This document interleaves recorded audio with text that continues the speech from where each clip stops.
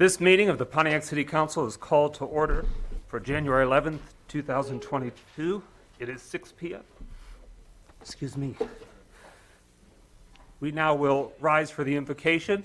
Councilwoman Kathleen James, if you could please introduce the presider who shall give the invocation. Yes, the invocation will be given by Bishop Teresa Lee. The invocation will be given by Bishop Teresa Lee. Bishop Lee is a distinguished faith leader in our community, and we welcome her tonight.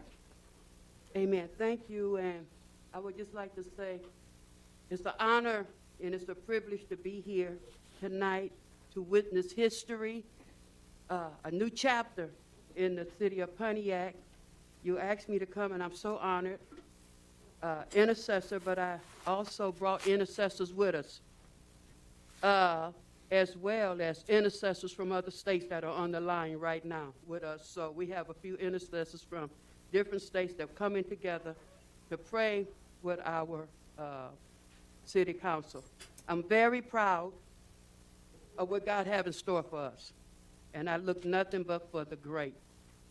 So my prayer is tonight, Father God, first of all, we come to you, and we thank you, and we trust you for who you are in our life. We thank you for the decisions that was made from our city, official city, those that voted. We thank you, Father, for what you're doing. Beyond comprehension of man, we thank you. Father, as we go into this meeting tonight, we pray that the spirit of unity would be our number one priority. We pray as well that the spirit of respect would be our number one priority. Father, we pray that wisdom, knowledge, and understanding would be the corporate, to how we make our decisions, how it impact our city, how it move and bless those that are in high places and yet the ground root people, grassroots. God, we thank you right now. We pray tonight, Father, that there be no manipulating spirits that would come to sabotage the work that you have placed in each of them. We pray, God, there's no big eyes and no little U's. We all are in this together. And as we come as a city, we joining together. Father, we're writing a new chapter in this city, in this county. And Father, we pray that you would be glorified with it. We come against any division, any anger, and any bitterness. God, we going into something new. And we pray that you get the glory. Yes, Lord. I pray, God, that you touch every city council, everyone. God, our mayor, I pray, God, to touch him. Oh, God, get the glory out of their life. Keep them strong, keep them well. And, Father, I pray for their families. I pray for their loved ones. Oh, God, I pray right now.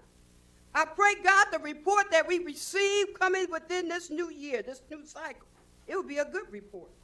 We speak in those things that be not as though they already are. Oh, God, we learned Sunday, be careful what come out of our mouth. So, God, we right now, we want to guard our heart that we do the right things. So, God, we thank you on tonight, and we praise you. And we glorify you for the spirit of integrity. We glorify you for the spirit of dignity. God, we glorify you for the spirit of oneness that we are that's being saturated in this place even now. God, we thank you for the new look in here, too, as well. Oh, this is a new thing. It's a new thing. And we give your name glory. We give your name honor. Father, and we give your name praise. In Jesus' name. And somebody help me say amen. Amen. Amen. Please remain standing for the Pledge of Allegiance. Pledge allegiance to the flag of the United States of America and to the republic for which it stands, one nation, under God, indivisible, with liberty and justice for all.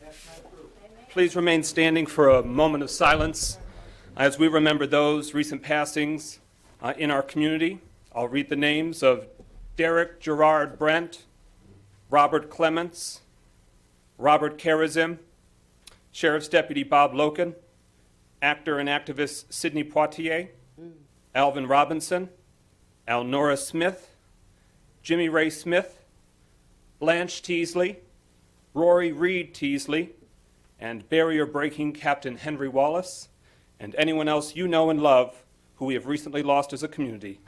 Now, a shared moment of silence.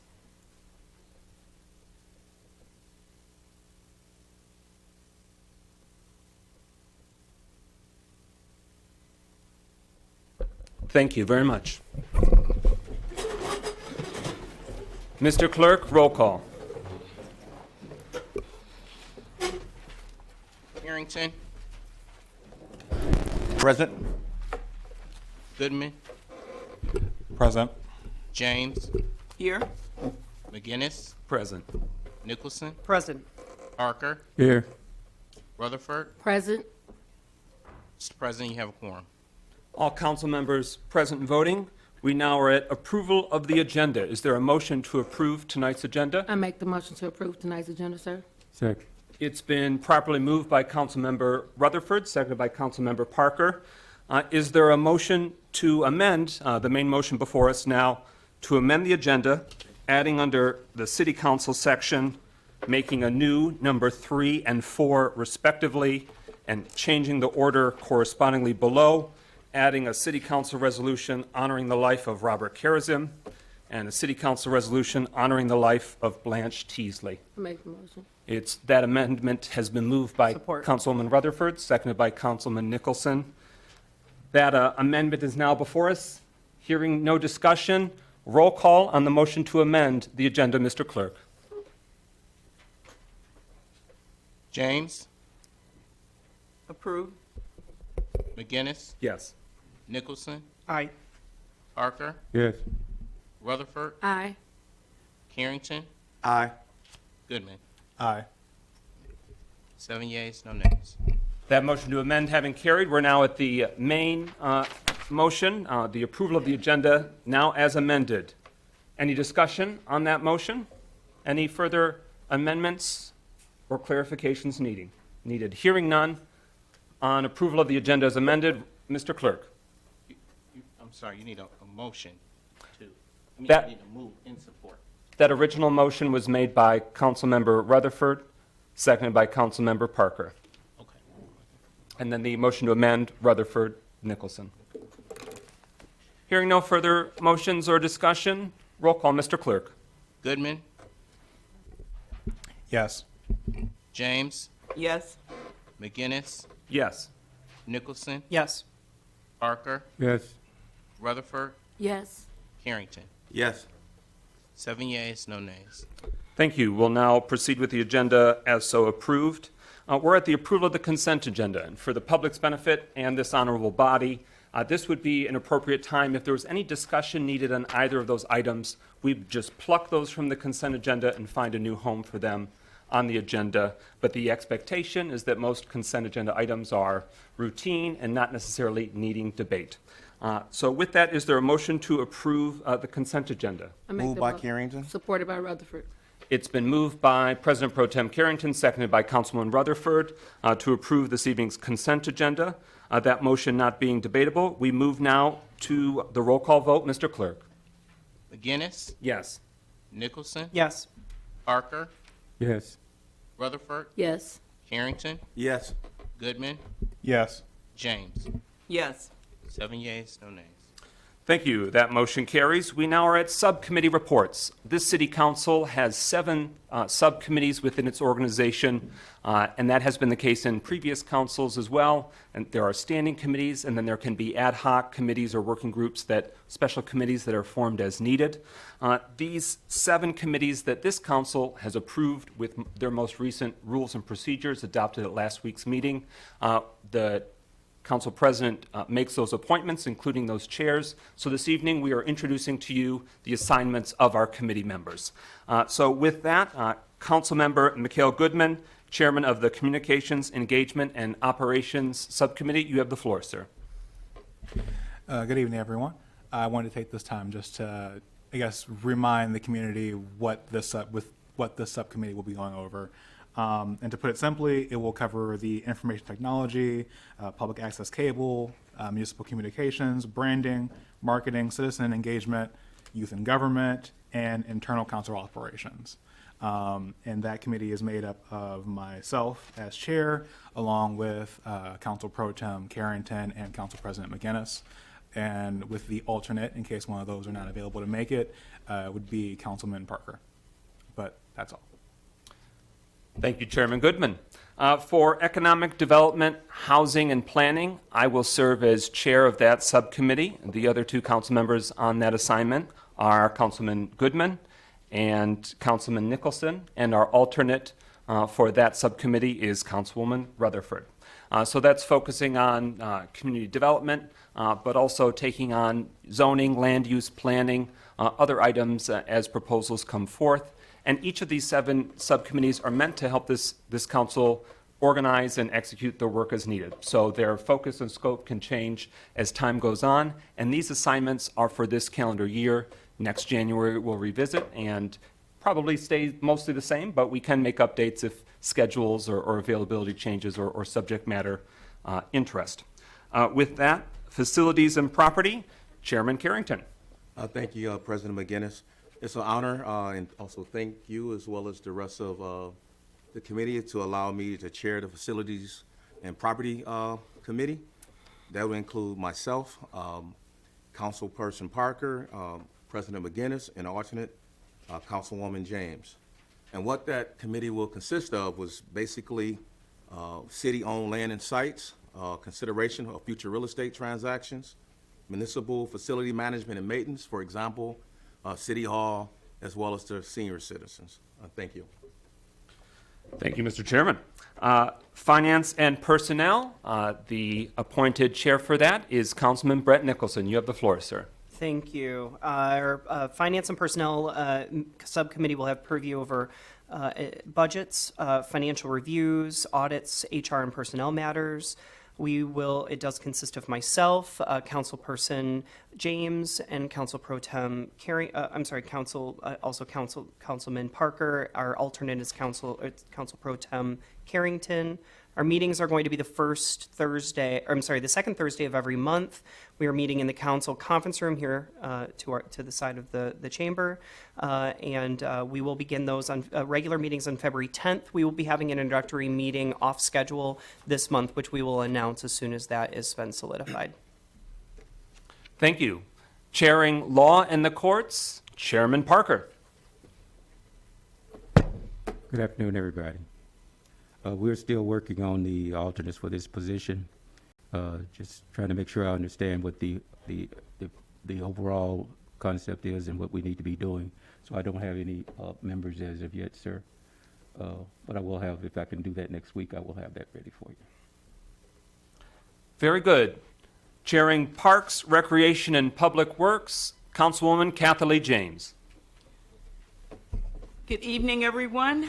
I'm Kathy James, and I am chairing the Parks, Recreation, and Public Works Subcommittee.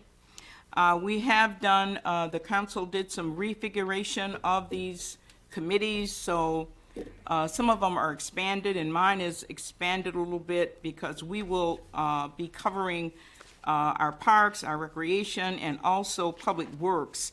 And what this does is it puts under one committee everything that pertains to the parks, because one of the problems with the parks was trash collection and various, those were our public works issues. And so we have put under one committee all aspects of being able to address the problems and the issues with our parks. So I'm really looking forward to chairing this committee. As part of this committee, we have asked for multiple department heads to be a part of this committee. First of all, Planning Department, Vern Gustafson, also the Economic Development Director, Ms. Lynette Phillips, and we've also asked for the grants person to be a part of the committee, Alexandria. So we're really excited about what this committee will be able to do. Oh, our meetings are scheduled for the fourth Monday. So our first meeting will be Monday, January the 24th at noon.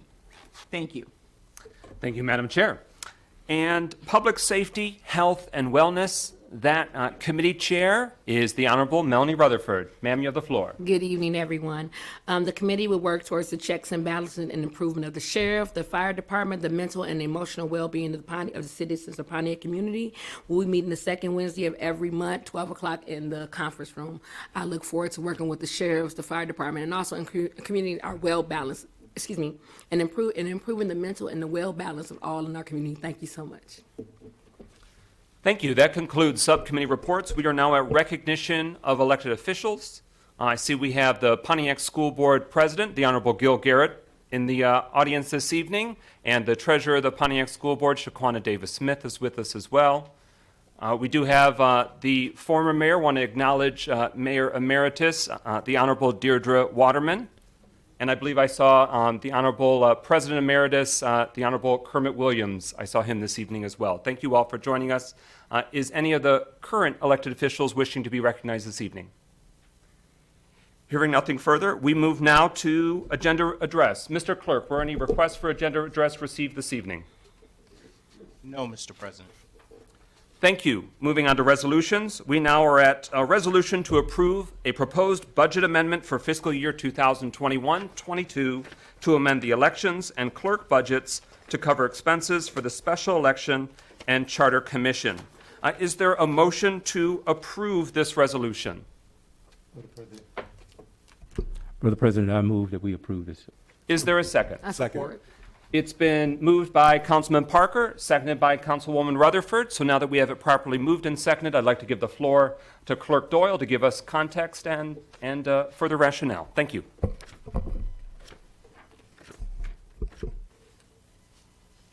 Thank you, Mr. President.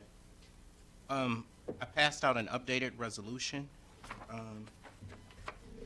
I'm requesting that we change the proposed budget amendment, reducing the Charter Commission account from $10,000 to $2,500, and therefore reducing the overall amendment to $23,700. This amendment is just to cover the startup costs for the Charter Commission, who will assume office in mid-May. I met with Mayor Grimo, Deputy Mayor Stevens, and Mr. Carrington, the Finance Director, on Monday. We'll be working on making sure the Commission has an adequate budget for the new fiscal year, which begins on July 1st. Thank you. And if you have it handy, would you be able to read the formal language of the resolution, since it's relatively succinct, so that way the community and this honorable body can have further context? Thank you, Mr. President. Whereas the City of Pontiac timely approved the fiscal year 2021-2022 budget on June 24th, 2021, and whereas the City Clerk is requesting $23,700 in funds to be transferred from the general fund balance, general ledger account 101-000-390-000 to the following accounts: 101-191-702-004, overtime wages $1,200, 101-191-740-000, operating supplies $10,000, 101-191-809-000, services elections $10,000, 101-215-809-002, charter commission $2,500. So $2,500. Okay. Whereas these transfers are necessary to pay for the additional costs that will be incurred for the special election on May 3rd, 2022, and to support the Charter Commission. Whereas Section 5.106 of the Charter states, after adoption of the appropriation ordinance and upon at least 1 week's notice in the newspaper of general circulation in the city, the council by resolution of 5 members may amend such ordinance to authorize the transfer of any unused balance appropriated for one purpose to another purpose, or to appropriate available revenues not previously appropriated. And now therefore be it resolved that the City Council approves the budget amendment for fiscal year 21-22 budget, transferring $23,700 from the general fund balance, general ledger account 10100039000 to the following accounts: 1011917020004 overtime wages $1,200, 1011917400000 operating supplies $10,000, 10119180900 services elections $10,000, 1012158090002 charter commission $2,500. Thank you. The motion is before us. Is there any council member wishing to be recognized to discuss the motion? President Pro Tem Carrington. Thank you, President McGinnis. Just one question, Honorable Doyle. Is 2,500 enough for the Charter Commission, or you plan on coming back and redoing another resolution? Through the President, the Charter Commission will take office mid-May, and they will actually get a full budget come July 1st. So the $2,500 is really just to cover like initial startup costs. Thank you. Thank you. Other members wishing to be recognized? For the community's benefit, there is an election that's forthcoming, and this is really what it comes down to, a special election called for by the voters of Pontiac when they established the Charter Revision Commission. Can you share for the community deadlines for candidates wishing to be considered for this commission, and when that election is scheduled to take place?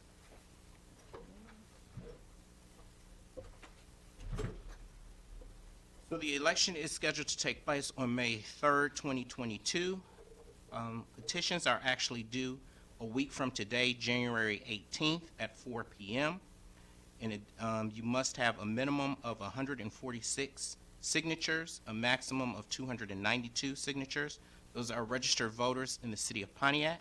They can be located anywhere in the city of Pontiac. This is a citywide election. We will be electing 9 members to the Charter Commission. There is no primary, so whoever the top 9 vote getters are for the May 3rd election will be the Charter Commissioners. Thank you. Any further discussion? I just have one comment, Yes, ma'am. Mr. President. Our charter was last revised in 1981, so it's about 40 years old, and it is a very important priority for our city that we get this charter revised. That's it. Thank you very much. Other members wishing to be recognized? Hearing no further discussion, roll call on the motion, Mr. Clerk. Nicholson, Yes. Parker, Yes. Rutherford, Yes. Harrington, Yes. Goodman, Yes. James, Yes. McGinnis. Yes. 7 yeas, no nays. That motion carries. We now are at a resolution to celebrate the Reverend Dr. Martin Luther King Jr. Is there a motion to approve this council I resolution? make the motion to approve the council resolution. Support Carrington. It has been moved by Councilwoman Rutherford, seconded by President Pro Tem Carrington. That motion is now before us. Mr. Clerk, could you please read the council resolution?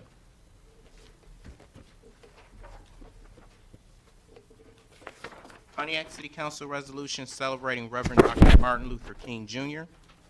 Whereas the city of Pontiac, Michigan has witnessed many developments in the civil rights movement with many current and former citizens who have fought against legalized racial discrimination, disenfranchisement, and segregation in the United States. And whereas the Reverend Dr. Martin Luther King Jr. was a prominent leader in the movement, and among many efforts throughout our nation, he visited Pontiac, Michigan in March 1958, and over 1,000 attendees witnessed Dr. King address the historic Trinity Baptist Church in Pontiac following the invitation of Trinity's pastor, Richard H. Dixon. And whereas many Pontiac residents marched, protested, boycotted, and organized alongside Dr. King and many other activists and movement leaders, including at the June 23, 1963 Walk to Freedom in Detroit, Michigan, that drew over 125,000 people and was known as the largest civil rights demonstration in the United States history at that time. And whereas in the decades following Dr. King's life being brutally cut short by an assassin's bullet in 1968, the state of Michigan recognized Dr. King's January 15th birthday as a holiday. The United States recognized it as a federal holiday starting in 1983, and the city of Pontiac rename East Boulevard as Dr. Martin Luther King Jr. Boulevard, among other local honors and designations. And whereas our community continues to mark his legacy annually with marches, interfaith religious services, programs, community service projects, and more. And whereas Pontiac City operations in the Pontiac City Hall shall be closed on Monday, January 17th, 2022, in observation of Martin Luther King Day, Junior Federal Holiday, now therefore be resolved that the Pontiac City Council, in concert with Mayor Tim Grimel, hereby celebrates the life and legacy of Reverend Dr. Martin Luther King Jr., and further resolve that the City Council joins the Pontiac community in honoring his legacy through local marches, religious services, programs, public service projects, and other commemorative efforts. And further resolve, he continues to be remembered by the City Council and the Pontiac community as a consequential leader of global importance who makes a difference in our city, our region, our state, our nation, and this world.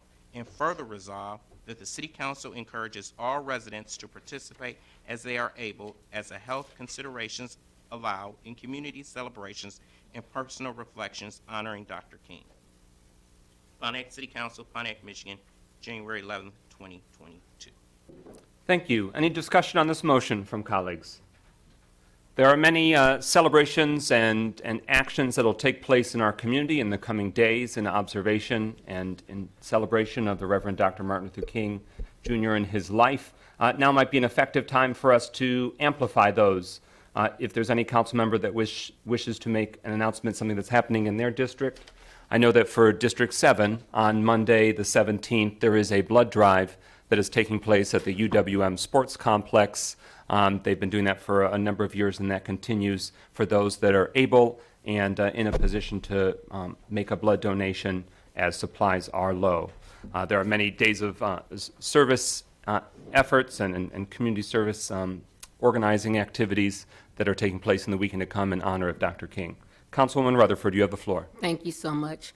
On Monday in my district at the McLaren Hospital, there'll be a Freedom March, and there also is a luncheon that's being presented at the St. George Cultural Center. The special guest is Mr. Hester Wheeler, the Assistant Secretary of State. And lastly, at Newman Church, I want to make sure I got it right, they're having a national blood drive on January the 17th. That's all I have, sir. Thank you.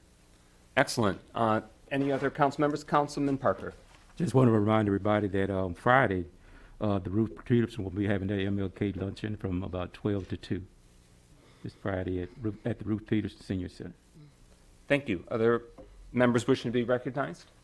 There is also an ecumenical service at Welcome Missionary Baptist Church on Sunday, the 16th of January at 4:00 p.m. The community is invited. Councilwoman James, you have the floor. I would also like to just comment that I think we are living something that I think that Martin Luther King would very much approve of. This council and the commitment that has been made to unity and to moving our city forward. So it's kind of like, even though we look at the memory of Martin Luther King, it's good to be able to actually take part in what he would have approved of. So I just wanted to say that we are living examples of his legacy. Thank you. Other council members that wish to have the floor? Hearing no further discussion, roll call, Mr. Clerk.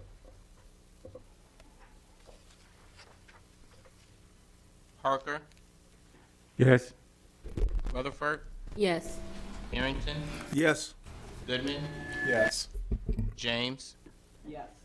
McGinnis, Yes. Nicholson. Yes. 7 yeas, no nays. That motion carries. We are now at the Pontiac City Council resolution honoring the life of Robert Karazim. Mr. Clerk, could you please read? Oh, pardon me. Is there a motion to approve I this make the resolution? motion to approve the resolution. It's been moved by Councilwoman Rutherford, seconded by Councilman Nicholson. Now that it's an active motion on the floor, if you could, Mr. Clerk, please read the resolution.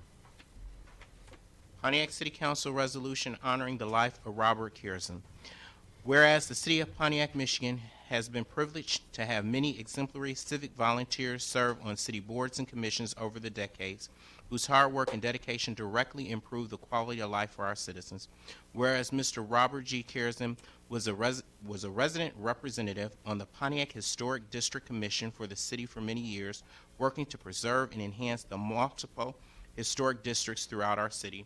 Whereas Mr. Kiersam also served as a resident representative on the Pontiac Arts Commission for the city, volunteering to advance arts and cultural vitality throughout our community, and he helped establish Canvas Pontiac Initiative in our downtown. Whereas Mr. Kiersam was a talented craftsman and entrepreneur who labored to restore multiple downtown Pontiac buildings to their historical glory. Whereas Mr. Kiersam had immensely positive impact on our city, his downtown Pontiac neighborhood, his friends, and his family. Whereas Mr. Kiersam passed away January 9th, 2022, at the age of 67, which is a tremendous loss to our entire community. Now therefore be resolved that the Pontiac City Council hereby mourns the passing of Mr. Robert G. Kiersam, and further resolved that the Pontiac City Council expresses our deep gratitude for Mr. Kiersam's dedicated service to our city and to the citizens who lives he enriched and furthered. Whereas he will be remembered by the City Council and the entire Pontiac community as a dynamic, talented, passionate person who makes a positive difference in downtown Pontiac and throughout our city, and further resolve that we extend our deepest sympathies to his partner, Karen Jorgensen, and all his family, friends, neighbors, and colleagues. Pontiac City Council, Pontiac, Michigan, January 11, 2022. Thank you. It's a somber occasion to be able to consider this resolution, and the news is so recent. I know some of you, even in the audience, this is your first time learning of this. Council members anyone who wishes to have the floor on this resolution. Councilman Rutherford. Thank you. I just want to say I am so sorry for the passing of this man, but he was dedicated to District 1, and he would always make me smile even when he didn't agree. And we always didn't agree, but I will always remember his passion and his unyielding support for the arts, and you have my deepest sympathy. Councilman Nicholson. I want to extend also, Karen, I'm glad to see you here, and anything that you need at any time of the day, and it's not just a pleasantry, it's a promise. We are here for you. The city is indebted to your work, his work, and there is a treasure and a gem in downtown Pontiac that will live forever. I know that. Thank you. Councilwoman James, you have the floor. Yes, I served with Robert on the Historic District Commission. I'm very sorry to hear of his passing. I personally want to extend my condolences to Karen and to his family. It's a tremendous loss. He was a wonderful man. We're going to miss him. Amen. I served on the Pontiac Arts Commission with Robert, and when I first approached him about the prospect of him joining that board on behalf of the city, his initial response was, only if we're going to do something. And Robert was a man of action and a man of vitality, and he will always be remembered in my heart and mind to that effect. Other council members that wish to have the floor? Final comment from the Honorable Mayor Tim Grimo. You have the floor, sir.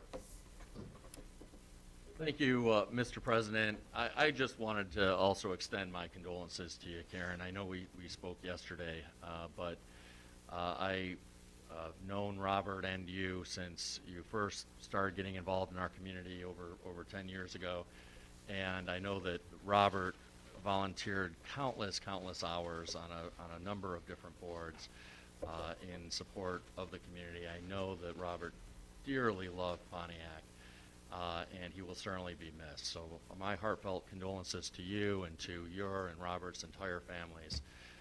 Please know that you're in our hearts and our prayers. Hearing no further discussion, roll call on the motion. Mr. Clerk. Rutherford, Yes. Carrington, Yes. Goodman, Yes. James, Yes. McGinnis, Yes. Nicholson, Yes. Parker. Yes. 7 yeas, no nays. Thank you. Is there a motion to approve the City Council resolution honoring the life of Blanche Teasley? I make the motion to approve. Second. It's been moved by Councilwoman Rutherford, seconded by Councilman Parker. With that, Mr. Clerk, could you please read the resolution? Pontiac City Council resolution honoring the life of Blanche Teasley. Whereas the City of Pontiac, Michigan has been privileged to have many exemplary employees serve the city over the decades, whose hard work and dedication directly improve the quality of life of our citizens. Whereas Ms. Blanche Teasley worked for the city at Pontiac General Hospital for many years, serving with dedication and passion until her retirement. Whereas Ms. Teasley remained active in her retirement by following the activities of the City of Pontiac General Employees Retirement System and continue her community involvement, concluding at Welcome Missionary Baptist Church, and remained a resident of the city on Auburn Avenue. Whereas Ms. Teasley had an immensely positive impact on our city, her hospital coworkers, her fellow retirees, her neighbors, and her beloved family. Whereas Ms. Teasley passed away January 5th, 2022, at the age of 81, which is a tremendous loss to our entire community. Now, therefore, be resolved that the Pontiac City Council hereby mourns the passing of Ms. Blanche Teasley, and further resolved that the Pontiac City Council expresses our deep gratitude for Ms. Teasley's dedicated service to our city and to the citizens whose lives she enriched and furthered. Resolved that she will be remembered by this City Council and the entire Pontiac community as a wonderful human being who made a positive difference in our city, and further resolved that we extend our deepest sympathies to her family, friends, neighbors, and colleagues. Pontiac City Council, Pontiac, Michigan, January 11, 2022. Thank you. Those that wish to speak on this motion? Councilwoman Rutherford. Miss Teasley was probably one of the most authentic elders of our community. You knew where you stood with her. Her yes was her yes. Her no was her no, and there was no in between. And I think everybody wants to hear when they're gone, well done, my good and faithful servant. And so I'm saying, well done, my good and faithful servant, because she served wholeheartedly, she served unapologetically, and she served the heart of people and not just people. And I will always be indebted to what she did for me. Thank you. Thank you. Councilwoman James. I, too, am very sorry to hear of the passing of Blanche Teasley. Blanche was a wonderful woman. We go all the way back to Title I days with Marie Johnson, for those of you who go back that far. But she was a wonderful person, and so I am really sorry to hear of her passing. Thank you. Other council members that wish to have the floor? I want to say that there's a very big hole in the District 7 community. She was an amazing resident, an amazing joy, and just before the pandemic, and obviously we've been robbed of so many celebrations and occasions as a community because of the pandemic. We've also been robbed of being able to fully acknowledge and pay honor to those who we lose. But just before, I'll never forget, she came to the Black History Month art exhibit at the Pontiac Creative Arts Center. She was the first one there, the last one to leave, and just as so pleasant and very strong force of nature, even in her understated way. And the District 7 community, she lived for quite a while on Auburn Avenue. It is a very big loss, and the Teasley family is suffering so tremendously right now, not only with the loss of this matriarch. With that, hearing no further council members, I want to give the floor to the Honorable Mayor Grimal. Thank you. Ms. Teasley was truly a pillar of our community. She dedicated her career and her life to serving our residents. I think it's fair to say that those who work in the healthcare industry haven't always gotten their due or the thankfulness and gratitude they deserve. But I think the past couple of years has certainly helped all of us understand the selflessness of those who work in the healthcare industry. And certainly that was true of Ms. Teasley, who worked at the hospital for many years. But more broadly, she was committed to this community through her volunteerism, through Welcome Missionary Baptist Church, and through other community endeavors, even after her retirement. And I just want to extend my heartfelt condolences to the entire Teasley family. All of you are in our hearts, thoughts, and prayers. Please hang in there. I know this is a very, very difficult time. Thank you. As a housekeeping matter, I do want to share for the community and this honorable body, our intention going forward is to celebrate every member of the Pontiac family that worked or works currently for the city of Pontiac in our various departments and serves or volunteers on various boards and commissions.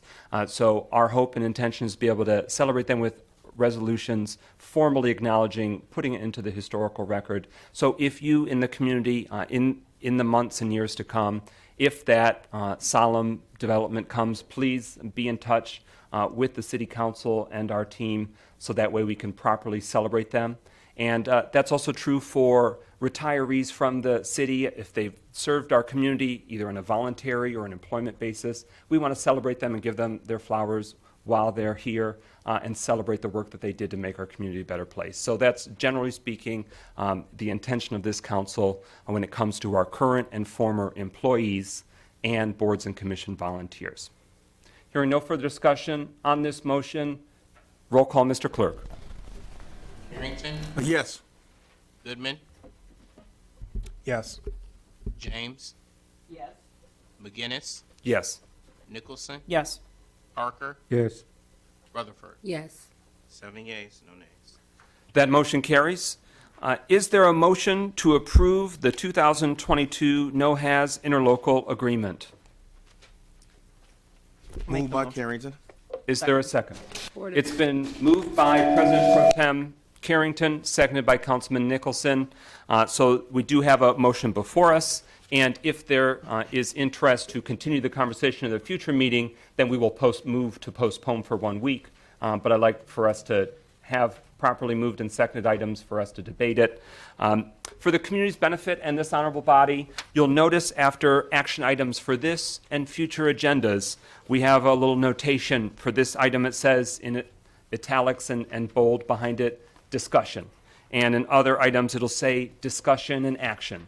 And that's an indicator so that way you have a good sense of what may be coming multiple times, that we're doing some research and review and are going to hear multiple presentations from the administration, or it might be ready to roll. The next item says discussion action, although we anticipate it will only be discussion. But this body, per our rules, if something's ready to roll, we have that authority to carry that motion to a concluding vote. So without further ado, we have a resolution to approve the 2022 NOHAS interlocal agreement. I'd like to give the floor to the mayor and administration to provide more context for this body and the community. Thank you, Mr. President. If I may, just to touch base on this question of discussion versus discussion and action, since you brought it up. This is very important to me, that we make sure that whenever possible, we give City Council an adequate and sufficient time to consider proposals that come from the mayor's office. And so when we put something on for discussion, it means we're not asking for an immediate vote at that council meeting. We're going to try to do that whenever possible so that council has an opportunity to see something at least twice before they're asked to vote on it. That may not always be possible. It may be that there's some urgency or emergency matters on occasion, but generally I'm committed to doing this whenever we can feasibly do so. And as was noted, this is one of those items that we're not asking for a vote today. We've got a little bit of time here. And I'd like to give the floor, if I may, Mr. President, to Mr. Abdul Siddiqui to present on this item. Yes, absolutely. Good evening. Does it work? Can you hear me? No. All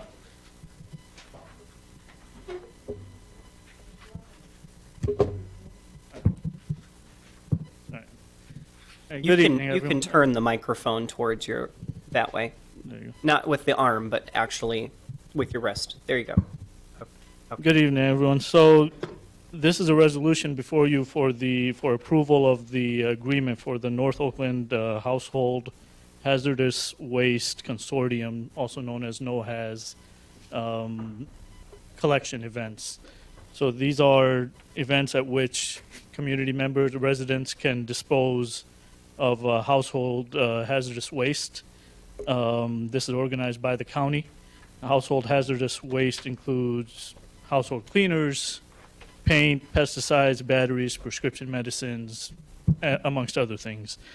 The county organizes 4 events every year. The dates are to be decided, as well as the location. The city has been participating for many years in this program, and the city always elects to have no charge to the residents. There is a option to charge residents $10 or $15 for each event. The city's always elected not to charge, and we're recommending the same this time around as well. The resolution also would appoint Al Cooley, who is our Deputy DPW Director, as the official representative for the city to the advisory board for NOHAS for 2022. And the DPW usually sends 2 employees to each event as required by the agreement to help organize the event. The estimated cost to the city for this event for this program is $11,526.48. The actual cost will be based on actual participation numbers and so on. And then this is budgeted in Fund 226, which is the sanitation budget. Thank you. A quick clarifying question. Could the administration share for the community how they can take advantage of these opportunities, or what might be set so far, knowing that there could still be some scheduling items? Sometimes there's advertised days, but if there's anything you can elaborate on. Yeah. Mr. Siddiqui, are you able to shed some light on the upcoming pickup opportunities? So for this year, so far, nothing's been scheduled yet. So those dates will be announced in February sometime by the county. And we will ensure that we announce those at city council meetings and find other avenues through social media and perhaps other ways to share those dates with the community. Obviously, it's nice to have this service opportunity, but it's only nice if people know about it and are able to take advantage of it. So we'll certainly be sharing more when we have more information. I think there was some reluctance on scheduling dates before we actually extend the agreement. Obviously, we did not want to put the cart before the horse. Right. And just to add, usually the county would print brochures, which we typically place around City Hall and at other city facilities. But obviously, there could be further announcements and more outreach that could be done as well. Thank you very much. I do think there's great opportunity for sharing more services and opportunities to the residents. I know the mayor and his team share that same interest in making this as customer-friendly as possible as a city hall and city operations. And part of that is just sharing what opportunities there are to get rid of our bad stuff, waste pickup days, things of that sort. I look forward to, in the coming years, us getting stronger and more proactive in getting that word out. Colleagues that wish to have the floor on the item before us, Councilwoman James. Yes, I'd like to say that I have participated in NOHAS. I think it's a great program. I like the fact that Pontiac does not charge its residents for this service. I'd like for that to continue. But I'd also like to say that we need to step up our communication about these programs to the community, because I don't think enough residents know about them so that they can take advantage of them. You just drive through, you don't have to get out of your car, you drive through station by station, and they collect the waste from your car. So it's very well organized, just an outstanding program. But I'd like to see it better utilized by Pontiac residents. Thank you. Thank you. Other Councilman Nicholson. Is this, it sounds like the cost hasn't changed year over year. Is this something we could make a multi-year approval of? That way we can get ahead of this for future years' schedules. I'm in concert with Councilwoman James. I think the confusion for most residents happens. I mean, a lot of times there's an annual list of what are all of the dates when these dates aren't included, and then there's future iterations and changes of dates, and things go out on Facebook but not on our city's website. If we could potentially approve multiple years, maybe we could put out before the year's over the next year's schedule. And so this is organized by the county. We could reach out to them with that suggestion. Yes, sir. Mayor Grimel, you have the floor. The short answer is I think we're very open to that. So we'll reach out to the county and have that conversation with them. Obviously, they need to be open to that since it's an agreement between two parties. But I certainly don't have any problem on our end seeking that, and I'll reach out to the county and let all of you know if it's something they're open to. Thank you. Others who wish to have the floor? Hearing no further discussion, is there a motion to postpone for 1 week? I say. Okay, so it's been moved by Councilwoman James and seconded by Councilman Parker that we postpone this motion for 1 week, so it'll be before us again at the January 18th, 2022 council meeting. Now, hearing no discussion on the motion to postpone, which is like tabling, but usually the motion to table is like indefinitely, like I want it to disappear forever. So we're saying postpone for 1 explicit week. On that motion, roll call, Clerk Doyle. James, Yes. McGinnis, Yes. Nicholson, Yes. Parker, Yes. Rutherford, Yes. Harrington, Yes. Goodman. Yes. 7 yeas, no nays. The motion to kick it down the road for 1 week carries, so it will be on this public body's agenda for that date of January 18th. Is there a motion to approve a 1-year contract extension with Wanderford Regional Fire Department? Moved by Carrington. Supported by Rutherford. It's been moved by President Pro Tem Carrington and seconded by Councilwoman Rutherford, so we now have a properly moved and supported motion before us. So it's a resolution for a 1-year contract extension, and we turn the floor now to Mayor Grimal and the administration to provide context on the matter before us. Thank you very much, Mr. President. As I think many of you know, our administration is fully committed to making sure that we're doing our due diligence around the provision of fire services and really all emergency services here in the community. We want to make sure that whatever option we pursue is in the best interest of residents. The current Waterford fire contract expires at the end of this month. It has been the preference, I think it's fair to say, of Waterford to renew that contract for 10 years. We want to make sure that we have an opportunity to do our due diligence and to look at all possible options so that we make a decision that's in the best interest of our residents. So we do not favor at this time entering into a long-term agreement with Waterford. On the other hand, we don't have sufficient time between now and the end of this month, which is not even 3 weeks away, to really do that due diligence before the current contract expires. And so it is our view that we should extend this contract for 1 year so that we have an opportunity to do that due diligence and to look at any and all options in terms of whether it makes sense to continue with Waterford, whether it's feasible to bring the fire department back in-house, whether contracting with some other community might make sense. So we're going to look at all options. We're going to run the numbers with an eye towards affordability and cost, but also, even more importantly, response times and quality of service. But we simply don't have enough time to do that in the less than 3 weeks that exist between now and the expiration of the contract at the end of this month. Waterford has indicated that they are willing to enter into a 1-year extension, and they're willing to do so with all the same terms that have been in place, with a 3% increase in cost.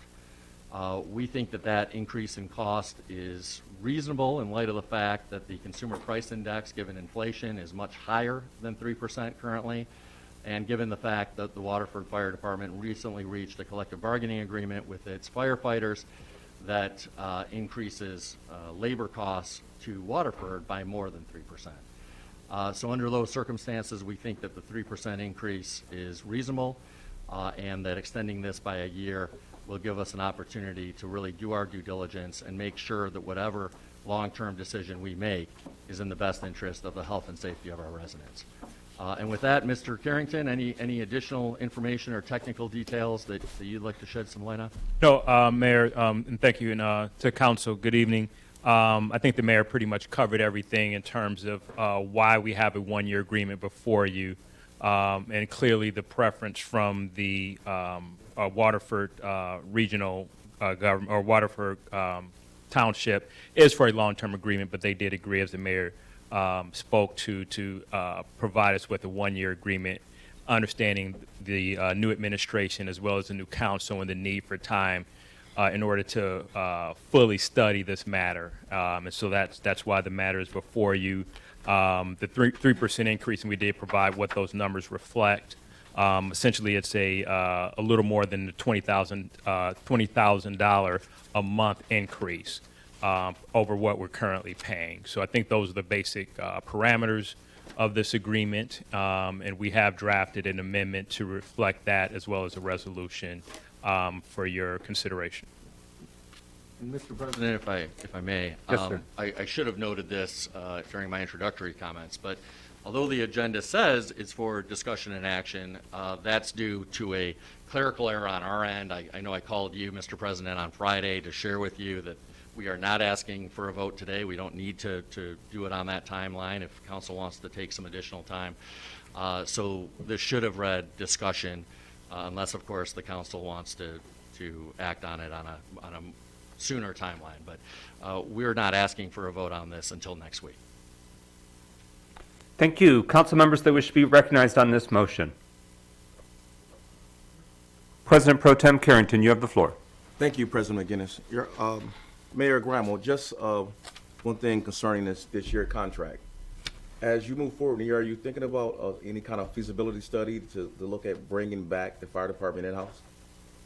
Absolutely. As I said in my comments, we're looking at any and all options, including the possibility of bringing the fire department back in-house as one consideration, one option.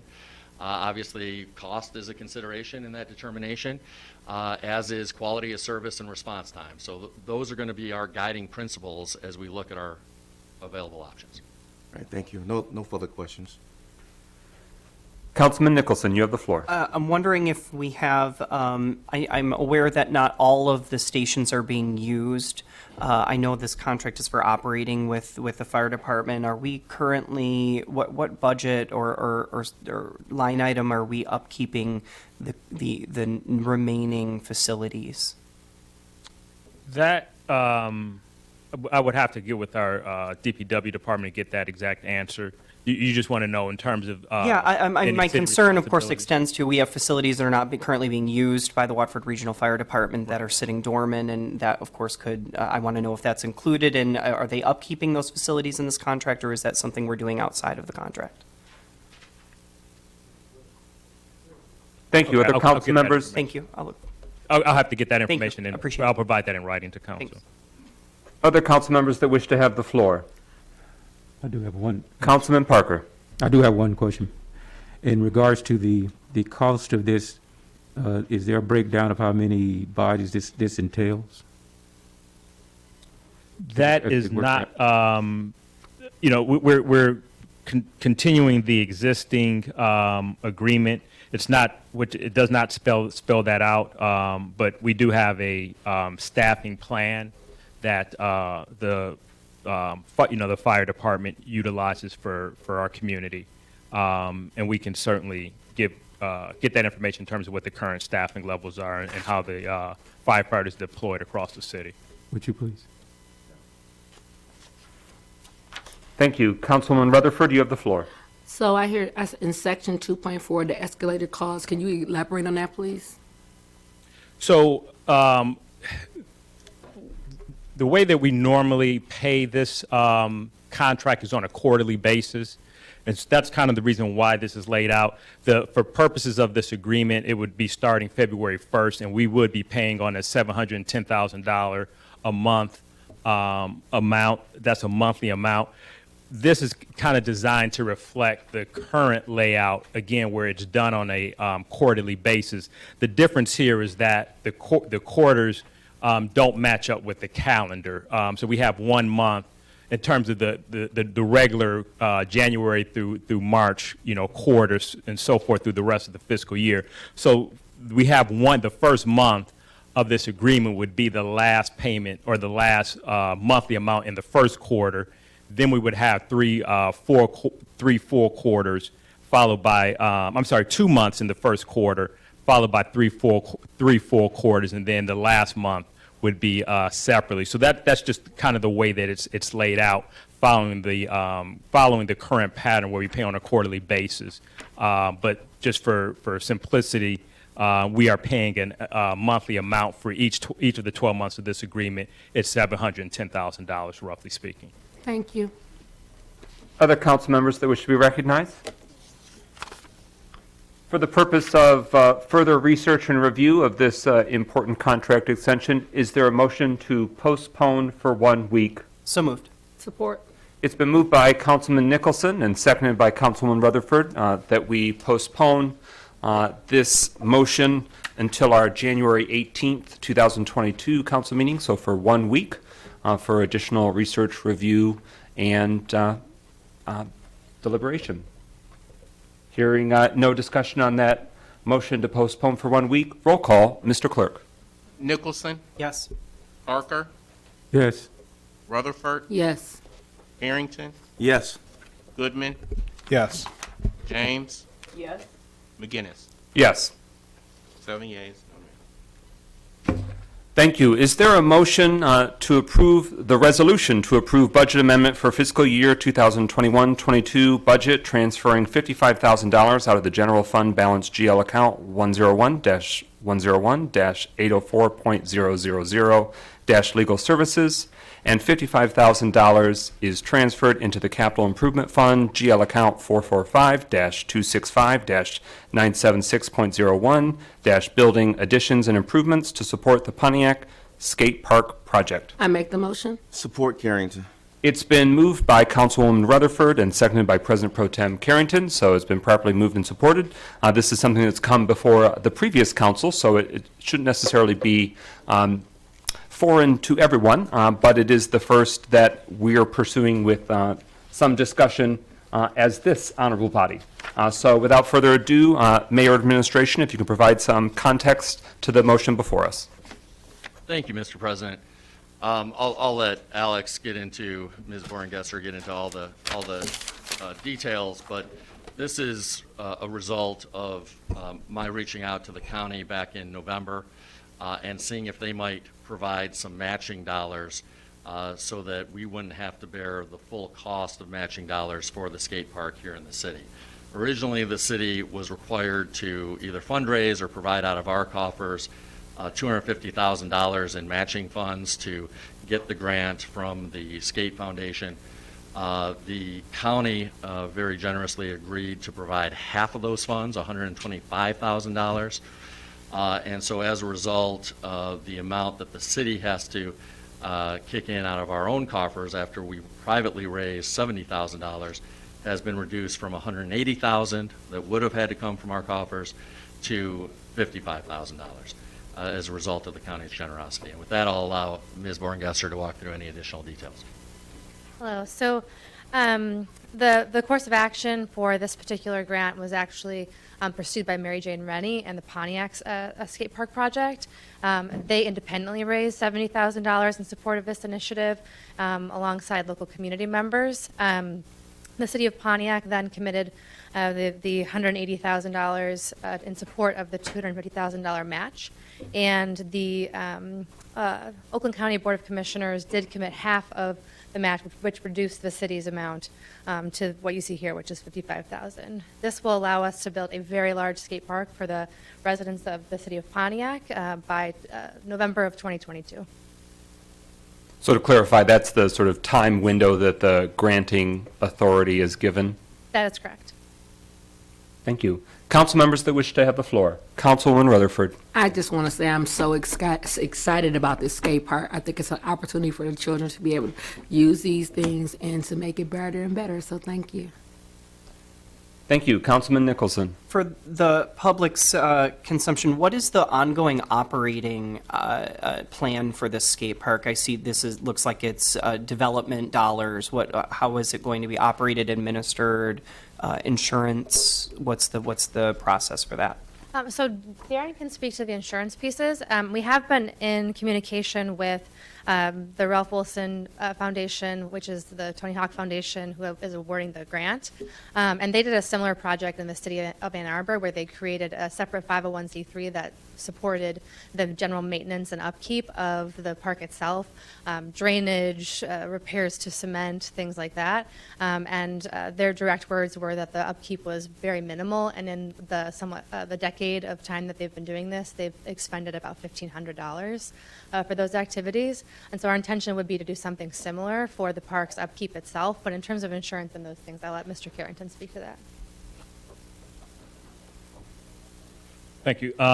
So under the city's, we have a general liability policy, and we did have some discussion with our insurer and our agent in terms of how this particular project would fit. Essentially, the kind of the short answer is that this would be covered as all of our normal city facilities are, in terms of the regular liability coverages, protections, and other insurances that we have. We don't see it really, causing any incremental increase in cost. It's hard to determine that because from year to year, the facilities that are covered, the value of those facilities and the like change. But, in answering your question, we would utilize our regular normal liability coverage that the city covers to provide the necessary protections. And we have had those discussions with our insurance agent. Okay. One follow-up question. I'm certainly in support of this park. I donated dollars and did fundraisers with them as well. But my concern from a legal and planning perspective, I at my restaurant have to have a grab bar if we're over a certain amount of inches.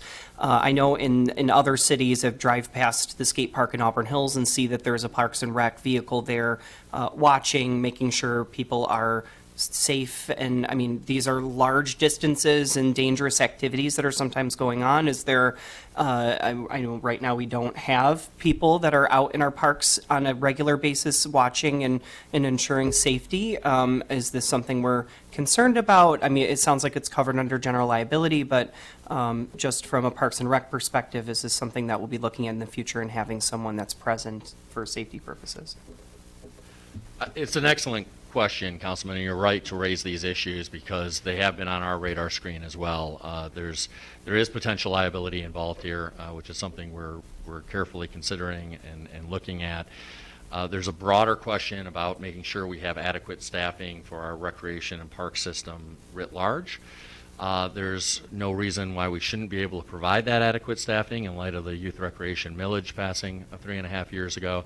And we'll be, obviously, we're talking at this point about the initial capital investment, which will take some time to actually be made after groundbreaking occurs.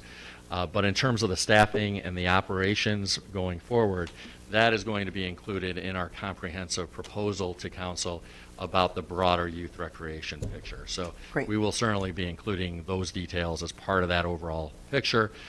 We will make sure there's adequate staffing. We will make sure that we're minimizing litigation risk to the city. And there's no reason why we can't do so in light of the ongoing revenue stream that the youth rec millage has provided. Great. Yeah, it sounds to me like there's a public-private partnership opportunity with a 501c3, but then also the city. It sounds like a new opportunity and a creative thing. So I'm very happy to hear that. Thank you. Thank you. With that, Councilman Parker has the floor, and then Councilman Goodman and President Pro Tem Carrington. Thank you, Council President. Well, most of my questions have been answered. We talked about the ongoing operating costs and the general liability and the staffing. My overall concern is, as I've driven by that park, is this enough to actually renovate that park to where it's usable? Because when I pass by, I see a lot of grass growing up through cracks and all that. So is the monies that we're asking for enough to make that park be usable? Yes, the answer is yes. So this particular grant would fund the total cost of the construction of the actual skate park. And if I can speak to the whatever park we end up choosing or the city ends up choosing, projects like this beget future projects. And so this development might help us attract potential new developments within whatever park we choose and beautification of the park. This grant also comes with a $50,000 award for environmental parameters around the park. So this is an opportunity for continued growth and fund development for whichever location we end up choosing. Thank you. Thank you. Councilman Goodman, Carrington, then James. So I believe that there's no guarantee that they're attempting to redo the park that I believe is in Pro Tem Carrington's district, but the money is to build a park. So there is some leeway with that, but that was not my original comment. So first thing I want to say, as a now former educator, I think having the skate park in the city is extremely important when it comes to youth recreation as a whole in our city.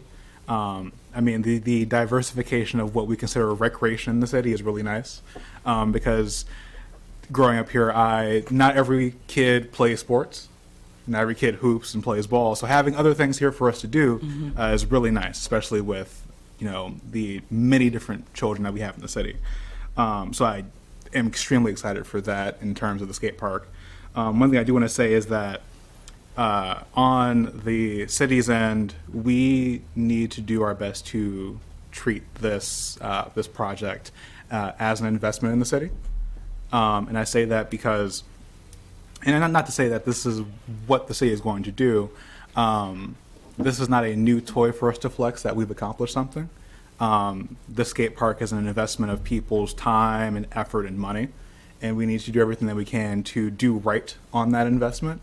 So, for example, as we see with the park where the current skate park is, it's not in the best state. So making sure that going forward, once everything gets put into motion, that we begin to actually treat this new development as something to be protected in the city and make sure that we upkeep it long term that way. Again, we're doing our part in doing fairness for all the hard work that people put into this. But that's all. Thank you. President Pro Tem Carrington, you have the floor, followed by Councilwoman James. Thank you, President McGinnis.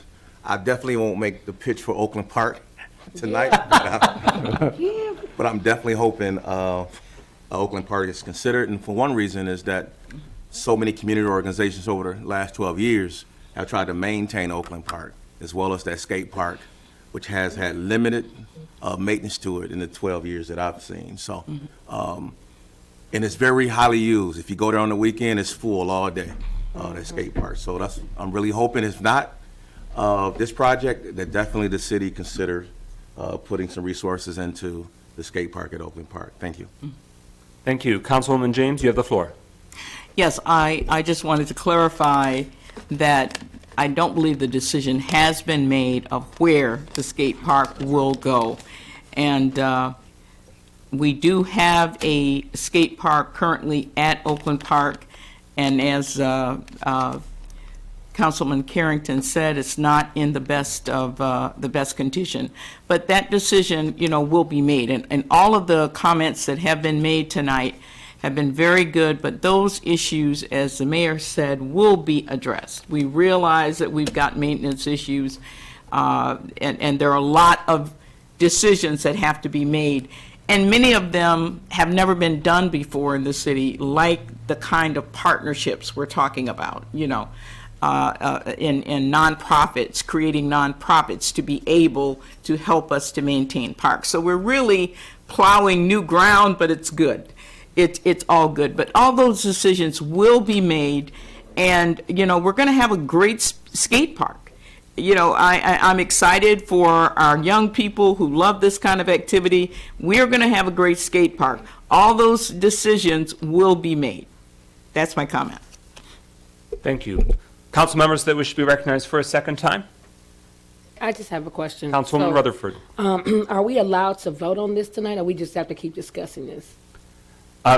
We intend, if this honorable body is down for it, that we'd be voting on it this evening, because it was on last week's agenda. Sure. The clerk, in order to not spring it on us, the clerk had three budget amendment items, or pardon me if I'm misquoting, that were postponed for 1 week. So this actually has come before us. We just didn't do a deep dive into it, although I know this body did research and came ready last week thinking that they were going to roll up their sleeves on it. I do want to acknowledge our previous mayor and previous council that demonstrated their commitment to this initiative, and to really emphasize again Mary Jane Rennie and the community grassroots effort that launched this, that see it power through, and it's really that sort of grassroots activism that led to this moment. Councilwoman Rutherford, though, you still have the floor. Oh, no, I just want to make sure so I can try to do what I'm going to try to do. That's all. Very good. Councilman, yes. President, President I'd like Pro to call Tem for the vote. Well, hearing no further discussion, I'll roll right into vote action. So no further discussion. Thank you, sir. On the motion before us, roll call, Clerk Doyle. Parker? Rutherford? Yes. Harrington? Yes. Goodman? Yes. James? Yes. McGinnis? Yes. Nicholson? Yes. 7 yeas, no nays. Thank you. That motion carries. And thank you to the staff that did work leading up to and including this particular action this evening. Resolution to approve proposed budget amendment to increase budgeted revenues in the amount of $90,000 to the general fund in account of 101-000-532.000, grant income and appropriations in the amount of $90,000 in a general fund account due to the acceptance of a $90,000 grant from Next 50 initiative to support infrastructure improvements at Pontiac Senior Centers. Is there a motion to approve? I make the motion? Second. It's been moved by Councilwoman Rutherford and seconded by Councilman Parker to approve the resolution to approve. With that, Mayor and Administration, context for the people. Your reading of the agenda item summarizes it better than I could. So with that, I'll turn it over to Ms. Borngesser to get into the details. Sure. Earlier, or mid last year, we applied for a grant from the Next 50 initiative, which is an organization that works to better the lives of our aging community. We were awarded $90,000 grant for infrastructure improvements to our senior centers. This grant requires no match. It is a flexible spending grant. It was budgeted for a handful of items, so those are malleable at the pleasure of this council for entryways and interior walls, bathroom updates, things of that nature. But again, this is a flexible spending grant. It requires no match, and it was awarded by the Next 50 initiative. Thank you. Council members that wish to have the floor, Councilwoman Rutherford. This is so important because the seniors are our most prized possession in this community, and I thank you for going after these funds. My question is, are we going to make sure that the walkway, especially at the Bowen Center, is repaired? There's the sidewalk still it's like uneven, so can we use these funds to actually repair that sidewalk? I believe so. Again, this is a flexible spending grant, so it would be at the pleasure of the council and the residents on how we spent these funds.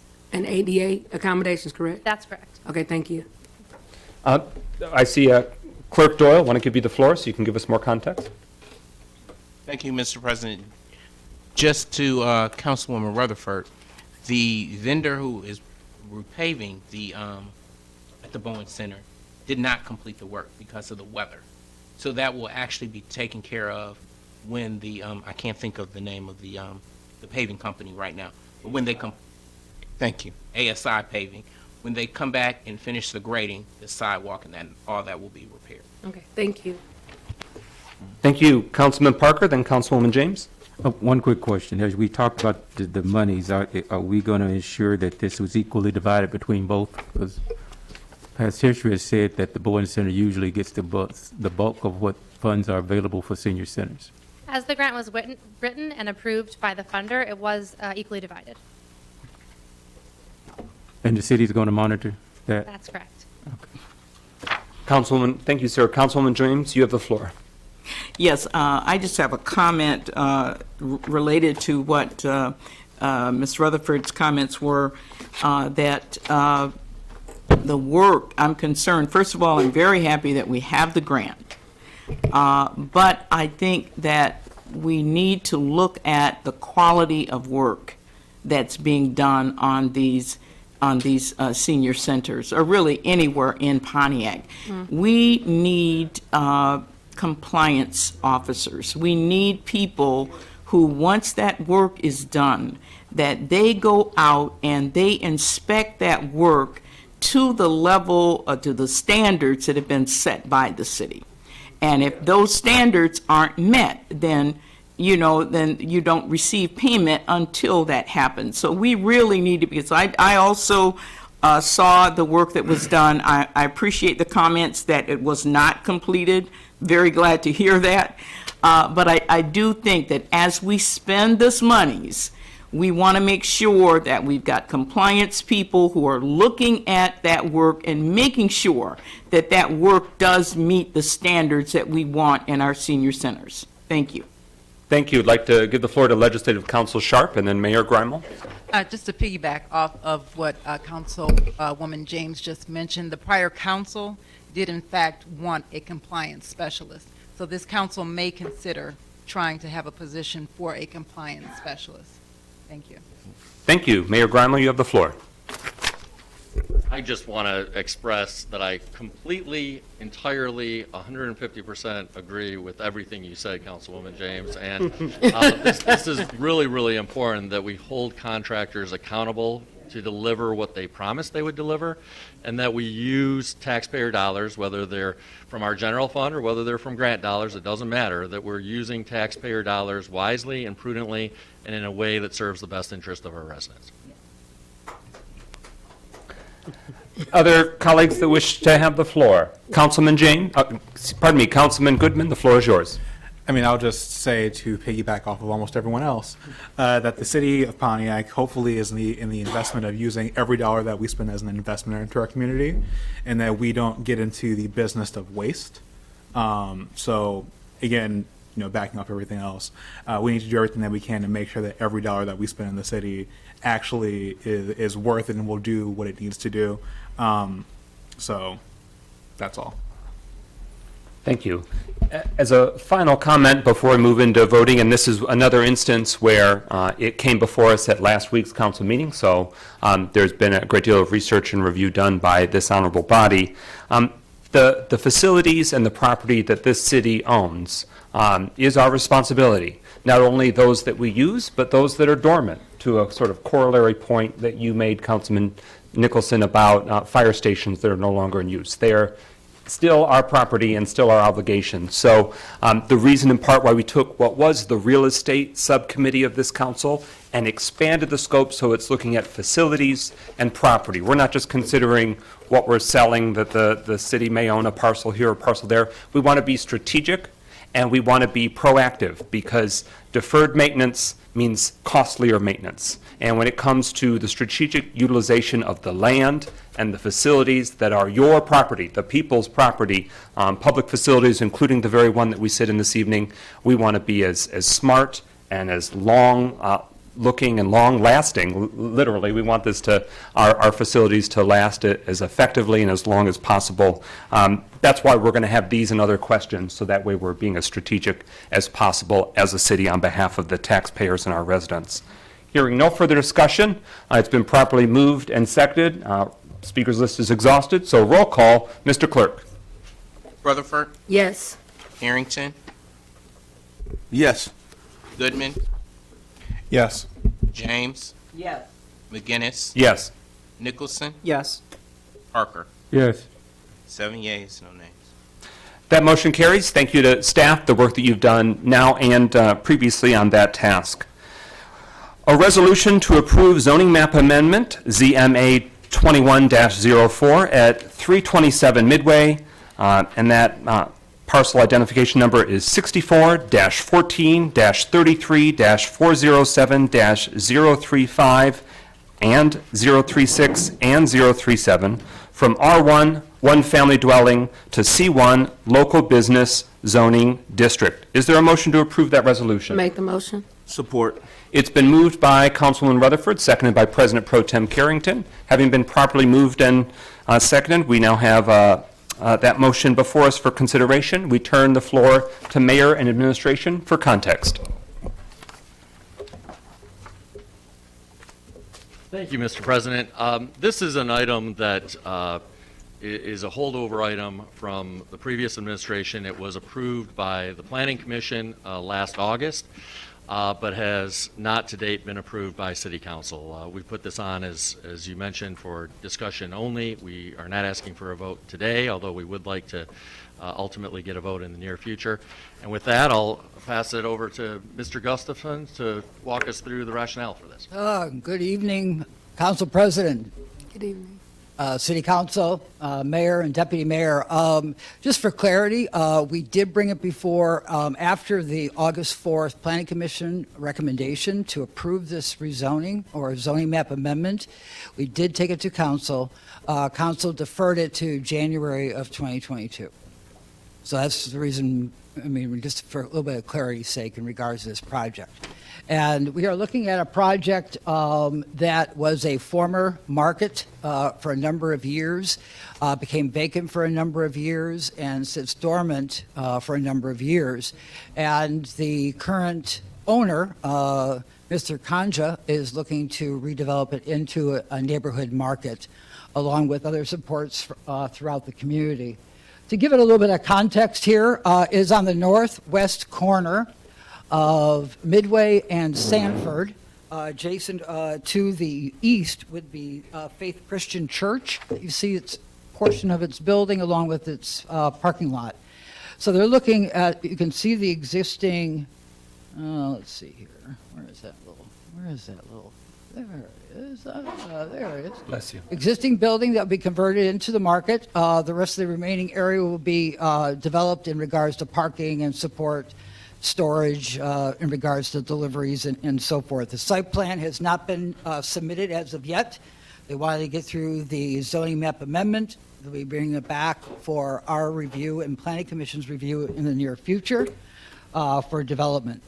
And like I said, it's on the northwest corner. When we take a look closely in regards, as you know, in regards to the zoning map amendment, we take a close look in regards to our zoning map. Currently right now, as mentioned, it's currently zoned R-1. Within, as you can see in that whole entire neighborhood, it's all R-1. So typically, churches, schools, and the like are all zoned at the lowest density possible. Okay, so that's why you're not seeing a differentiation in regards to on this particular map of a zoning map. And within that neighborhood, there is not designation in regards to, or I should say, within our zoning ordinance of that, within the R1 zoning district, you do find a there is no commercial uses that have been identified as either by right or a special approval type of use. It's strictly single-family dwelling units that are proposed within that. But however, when we start taking a close look in regards to our future land use plan, it shows it as a traditional neighborhood, but it does emphasize the objective is to allow for certain types of local retail and business services and commercial type of uses along such major corridors such as Sanford, is what I would say internally within the division see Sanford as a kind of a major collector within the residential neighborhood. What we also look at closely is, according to our ordinance, in regards to criteria that we typically look at in regards to understanding the context of this new use within that area. Is it consistent with the goals and objectives of the master plan, and this has met that requirement and is acceptable? Same thing with the rest of the items. We also take a look in regards to land suitability, in regards to its density, the nature of that type of use that's being proposed. We look at impacts and also infrastructure, and particularly in regards to utilities, we work with DPW to understand existing utilities that are near the site or in the roadway or also on site to accommodate that future use. We also look at the capacity of the road system. As you can see from previous graphics, the overall city grid system, which provides ample opportunity to get to the market, to leave the market, and not create a bottleneck in regards to traffic and concerns when that use is open. We also take a close look in regards to when we propose that C1 zoning district, we pay close attention within the zoning requirements in regards to setbacks and density, parking requirements and the like, and can that proposed location and the proposed site accommodate those requirements, not having to go to, say, zoning board of appeals in regards to a variance of some sort. So that was also a very objective, and that objective has been met, and that criteria has been met. And then the other question, which is kind of interesting, is because it starts to ask, do I sit there and amend my R-1 zoning ordinance in regards to its requirements, in regards to permitted uses by right or by special land use? And the question is, according to our existing ordinance, no. And I would say that that's a major objective as we move forward. And in talking with the mayor and the administration, we really need to spend time right now on our future plans, citywide, sub-area plans, and redoing our zoning ordinance and also zoning map, which we are aggressively working on towards even as we speak right now. And lastly, in regards to, and does it create a incompatible zone within that neighborhood or traditional neighborhood district? No, it doesn't. If you saw on the graphic, there's just a block north. There is a little bit of a concentration, again, of C1 kind of located. So it starts to emerge in regards to that type of uses along Stamford. And I'll be happy to answer any questions that the council may have. Thank you. Thank you, sir. President Pro Tem Carrington, you have the floor. Thank you, President McGinnis. Just a quick question concerning that location. Actually, I drove by there today just to look at the particular site. It was good to see that the owners have started to clean up that site somewhat. Also, it's kind of interesting that earlier you stated that it was a store before. From a historical perspective, it was also a liquor store years ago as well. So I'm trying to understand that they didn't have to rezone it to C1 during that time. It was still on residential R1. I did look back at 2008 zoning ordinance or zoning map, and it still showed R-1. Yeah. My understanding is that George's was there for maybe over 60 years, so it was grandfathered and then great-grandfathered or something along those lines. Yeah. Councilman Goodman has the floor. Thank you. So that's what I wanted to draw attention to those in the community. We all know what store that is. Yeah, well, we all know what store that is. I had family that went to that store right after you could buy alcohol in the day. So to the point, to ask the question, are we updating the classification essentially to make it meet what it is? Correct. Just that's I wanted to clarify on that. That's all. As a market. Yeah. So no longer as a liquor store, but from what I see in here, to move it towards a more or less a grocery store or a marketplace. Correct. Yes, and I would say that this came up actually at the Planning Commission because there was conversation in regards. If you look at the application, there was reference in regards to selling beer and wine. They have not been approved for a license at that location at this time. They could, depending on in regards to selling beer and wine, depending on how they either transfer in or a new liquor license. We are taking a close look in regards to, we did receive a number of applications right now from an attorney in regards to Family Dollar. But we are actually over the amount of... Order, please. Order in the honorable body. We have rules and procedures we must uphold. That's true. You still have the floor, Mr. Gustafson. I shouldn't have brought this up. Anyways, according to the Michigan Liquor Control Commission, we do have it's set in regards to the number of the population. So the number of SDM license, which is beer and wine, versus SDD, which is liquor, or consumption, we're exceeding or nearly exceeding all of them by a number of locations. So it'd be hard pressed. So right now we're just looking at a market. The applicant is here. If you have any further questions for him, to answer any of your questions in regards to the product and services that he will be providing at this location. Yes, I like that. Thank you. Councilman Goodman still has the floor. So I'd just like to put a pin in this for everyone. I now question how many different sites in the city are in the same classification situation as this one. Have there been has there been any look into other situations like this now that this is in the forefront of us? In regards to In as a regards- market, in regards to zoning, in regards to the future land use, in regards to what that means? In regards to sites that are like that are operating as commercial or were and are not classified correctly, or any that are, you know, again, regardless of designation, designated wrong based on actual use. There are many. Thank you. That's all. Thank you. Councilwoman James for a first time. Yes, I am just kind of getting used to these kinds of questions as a new councilwoman. But as I read through this for the first time, I wondered about the changing the zone, the fact that you are changing a zone based on a proposal from an individual. And because once the area has been rezoned, then it really is beyond just that one individual. And my question is, what guarantees do we have, thank you, that the original request that went before the zoning commission, you go to the zoning commission and say, I want to do a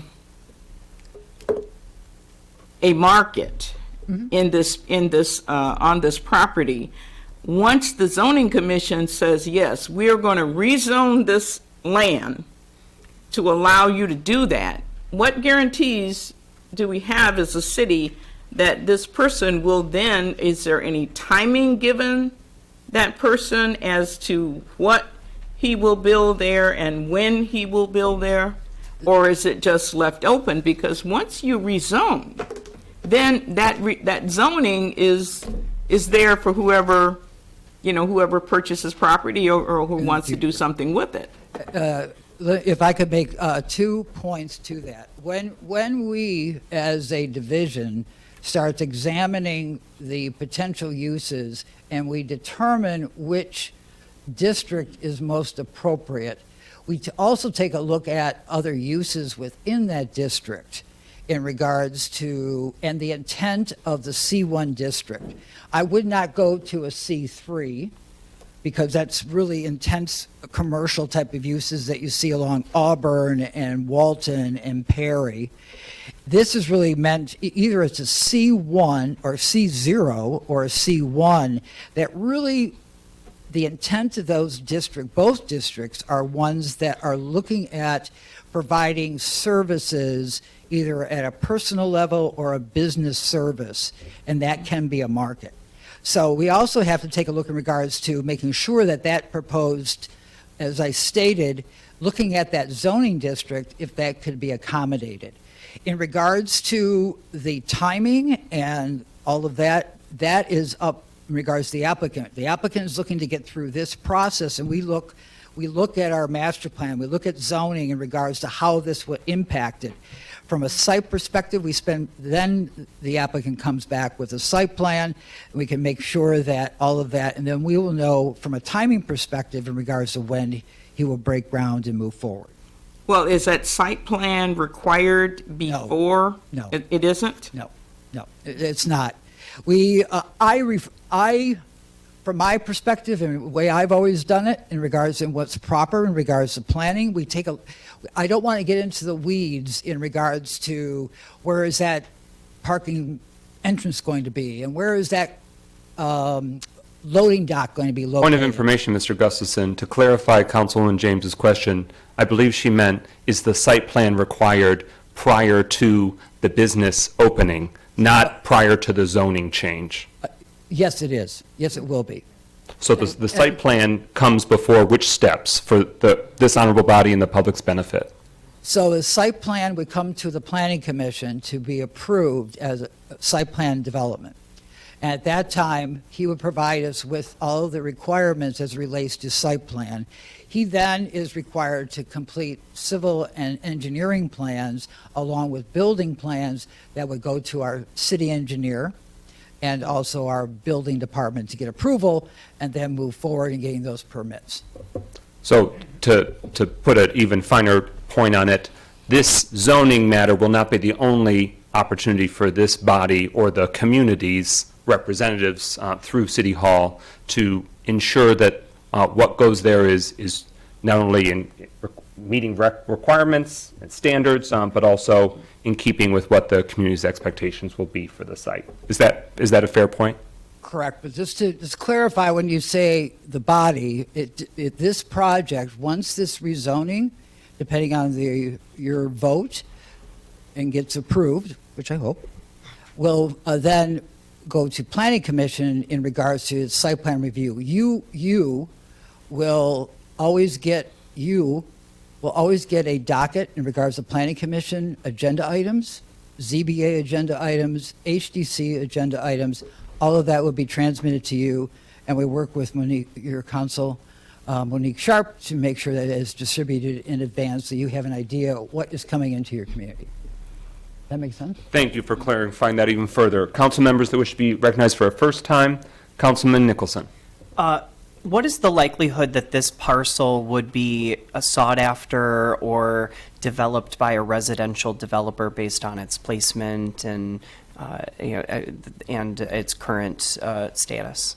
Within that C1 district, you could put a residential home or residential one-family units. So even though the usage would be changed to C, that would allow for us to use this in more in a more official capacity as a commercial parcel, but it would also still allow for that residential use if we did have a residential developer that approached us in the future. Correct. So it just provides for that flexibility. It Thank does. you. Thank you. Council members that wish to have the floor for a first time? For a second time, President Pro Tem Carrington. No, thank you, President. They asked the same question, so I won't ask anymore. Very good. This is located, as was shared at Midway and Sanford, in District 7. And I think to what Councilman Nicholson had asked previously, and to Councilman Goodman's point, it has been a neighborhood business. It has, the structure physically is a neighborhood business. It's not even just a house that's been used as a business. It's structured as a neighborhood business. And to that point, the Elam Barber Shop, just a few yards north of that, that there are neighborhood businesses in that corridor, and the hope is that we can stimulate even further neighborhood businesses that could be useful to the nearby residents, making it even a stronger network for those residents in that part of our city. I would say, if I may, just briefly, the current master plan, which was completed in 2014, did a very good job talking about that entrepreneurial spirit and trying to do a good job in regards to understanding where neighborhoods and what they need, and talking about the services, talking about businesses where people could be employed, they can, recreate, and enjoy their neighborhoods relatively close. They don't have to drive that far to provide those services that neighbors and residents need. Thank you. Thank you. Councilman Goodman for a second time. I would just like to highlight the importance of also making sure that, that this community, that this specific neighborhood has what it needs. I grew up on the east side. I grew up in what I still call the Riverside. And there are so many people who rely on inter-neighborhood stores of really any kind due to the fact that a lot of people in Pontiac have transportation issues. For the longest time, many of you know that I walked and rode the bus everywhere in the city of Pontiac for years before I got a car. So making sure that, like you said, making sure that we have these inter-community, commerce points that make it easy for those who live in that immediate area to get what they need is extremely important. So how can I put it? I am glad that this is being brought to us, and making it an official way of one, kind of remedying the fact that some things are out of order within the city itself, but also making sure that we are planning ahead for this to do what it needs to do, which is, of course, benefit the community that it's in. It's true. Thank you. Other council members that wish to have the floor? Final recognition, Mayor Grimal. Thank you, Mr. President. Just some food for thought that certainly touches on this agenda item, but is really broader in scope in terms of how to conceptualize city planning. Historically, once upon a time before World War II, it was very common to have a lot of different uses within a neighborhood. That's and so right. you'd have residents, you'd have stores, and in the view of many, including me, when done properly, that really enhanced the richness of a neighborhood and a community, and it allowed the community to be more walkable. It allowed residents to more easily access food and other services.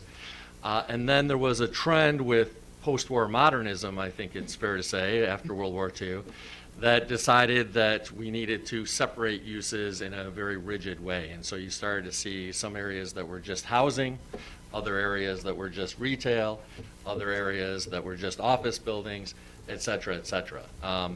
And that coincided with cities writ large across our country, and to a certain extent in other places around the world, becoming more dependent on cars, becoming less walkable, and seeing people commuting longer distances to access basic services. Something to consider, again, it touches on this agenda item, but it's really a longer-term question, is would we like to see uses more integrated in neighborhoods so that we can get back to a little more interesting and supportive fabric for our city and for neighborhoods? Thank you. Hearing no further discussion, you'd like the floor? President Yes. Pro Tem Carrington. Just one last point. I actually, I love that concept of integrated with businesses and in our communities. But also I want to keep in mind is that when we put those businesses behind residential homes, that becomes a problem for those particular homeowners. So I want to make sure that we taking that into consideration when we do these projects. Like right now in the 6th District, we got a whole shopping mall that continues to break residents' backyard fencing that the residents have to keep paying for over and over because these stores, trucks are coming in and breaking all these fences. So that's the issue. I have talking to the owners of the stores, and it's constantly hard without going to court to get these owners to actually do those repairs on those particular homeowners' fences. So we really got to take that into consideration when we do these projects. I love it, but at the same time, me as a homeowner, I know if my home was there, I'd be very upset if someone constantly breaks my fence in back of my house without repairing it. So please think about those things as you get this back to planning, and how can we make sure we monitor this to make sure it's not happening in any other neighborhoods. Mayor Grimal, in response. Your point is very well taken, Mr. Pro Tem, and you're absolutely right. I mean, if the city moves in this direction, there are two things that are really essential. We can't just allow any use in a neighborhood. It's got to be the right use that's not going to be a burden or impose on homeowners. The other issue that you're also touching on is we've got to make sure that we're holding businesses accountable to do right by that neighborhood.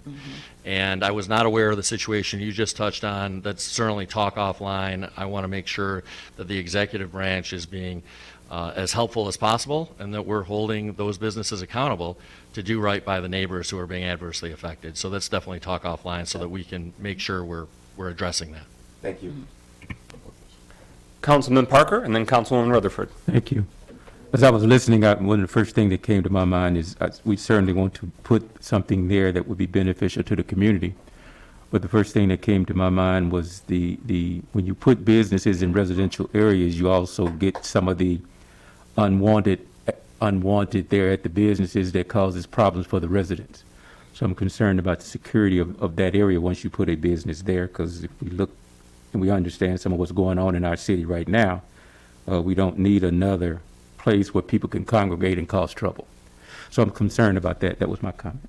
The safety and security of the residents who who desperately need a place to come and get things, but are now afraid to come because of those type of convenience stores draws a certain type of person.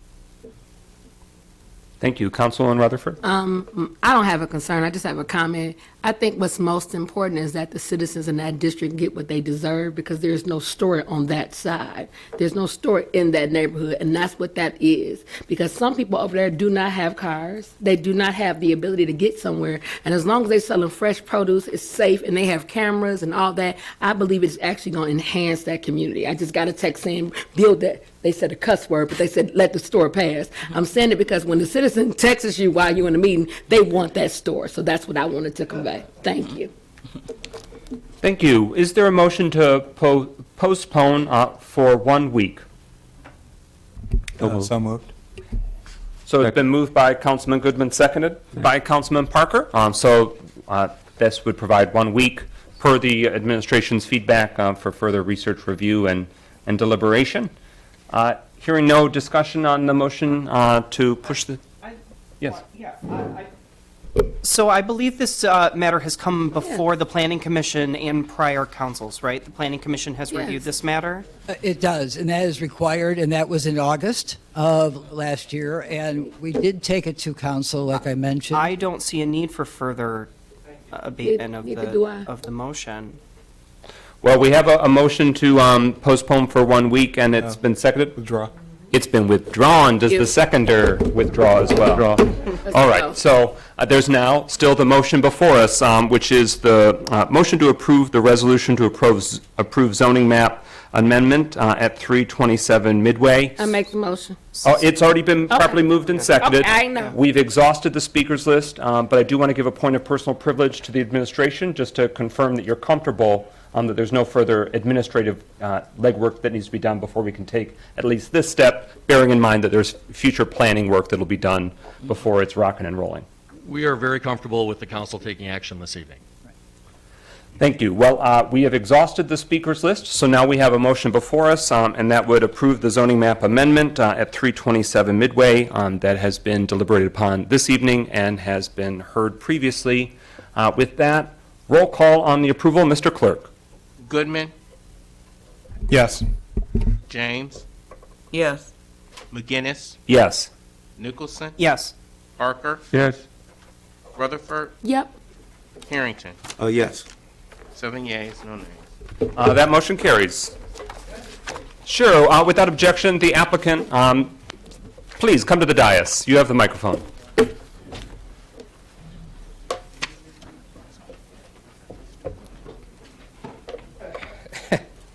Well, I got to say that residents and friends who know me for years will tell you I rarely get nervous. I got to tell you, I'm nervous. But I'm ecstatic. And the reason I'm ecstatic is not for myself or my financial well-being. I've been in Pontiac off and on for 40 years as a business professional, primarily in the south side and now in the east side. I'll give you a quick chronology of events. 2002, I opened up the first true Hispanic operation on MLK and Perry. At the time, we called it GTM. It's now called Supermercado La Paloma. And that facility primarily catered to the Hispanic community who was growing at the time. I myself grew up in Detroit in 1976 and understand what a neighborhood store can bring to the table. No different here. But I'd like to address some concerns here before I kind of run down and say what I'm going to do here. You have my word. There is no loitering in my operation. This facility is well lit, fully remodeled. I would say it's worthy of being in Birmingham in comparison to what I took it from. If you look at the inside, it will amaze you in terms of the remodel and dollars spent in that location. Furthermore, the city of Pontiac has my word that I'm not seeking beer and wine unless I can prove myself that this guy is true to the city of Pontiac and respectful. Then I will come before you for a beer and wine license. Other than that, forget it. I'm not interested. My goal right now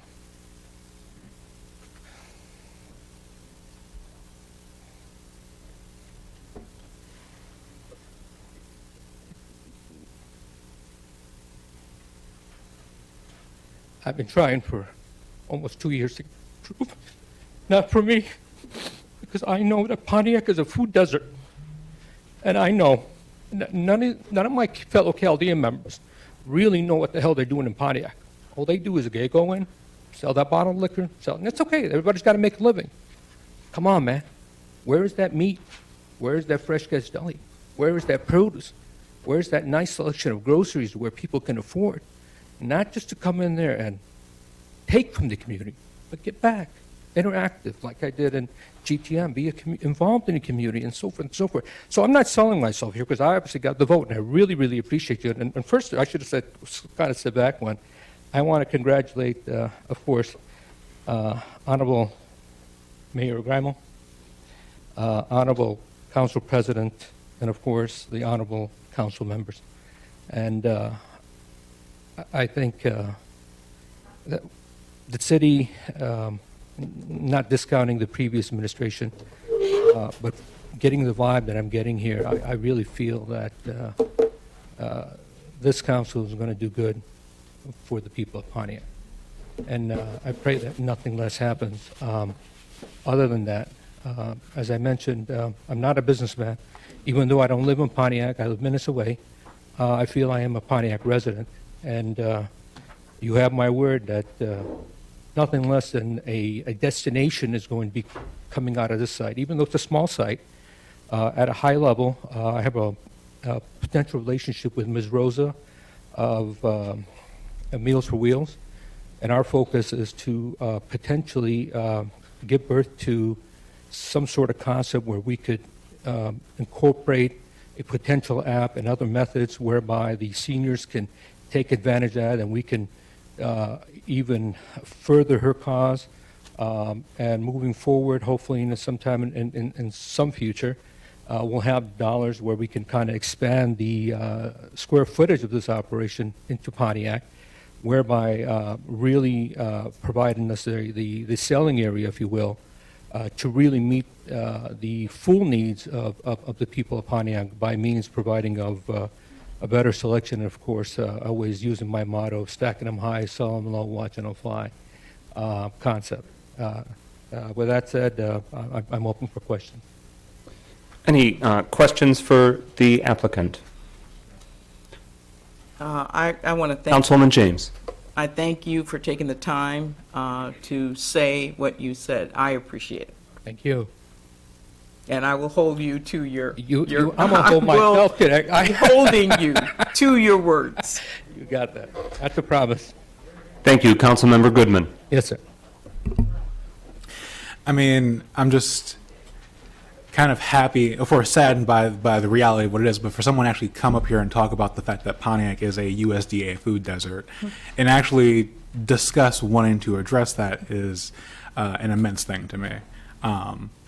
I have been to the supermarket that you currently have, and I appreciate the work that you do in the community, and I hope that you continue to do that. Of course, as Councilwoman James said, I have high hopes for you, but I will also hold you to them.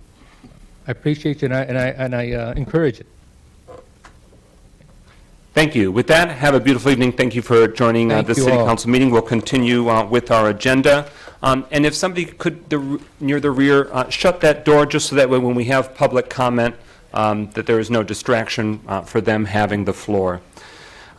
With that, I turn this meeting over to Council President Pro Tem Carrington for public comment. Thank you, President McGinnis. This is a time on our scheduled program that we get to hear from our citizens and our citizens' concerns. So this is you have 3 minutes, and first is Kermit Williams. Is he still here?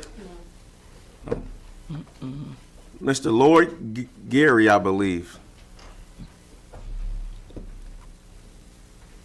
Well, I appreciate the time.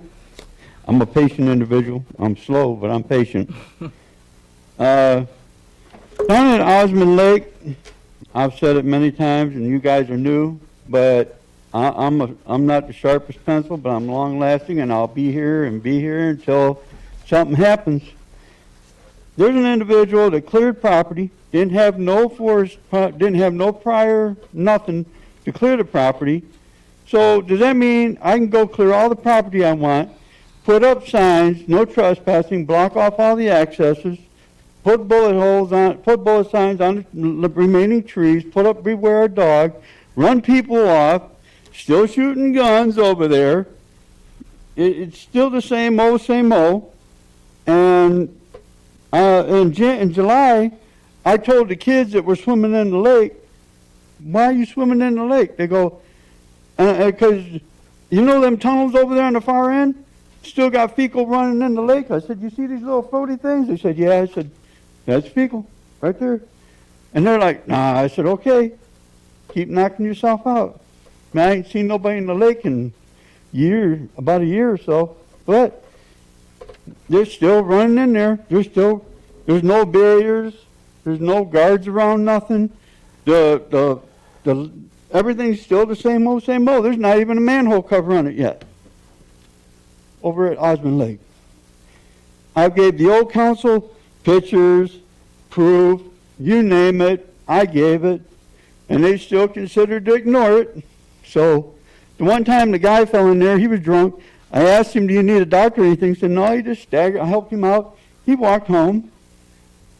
I don't lie about nothing. Everything I say, I got documents to prove everything.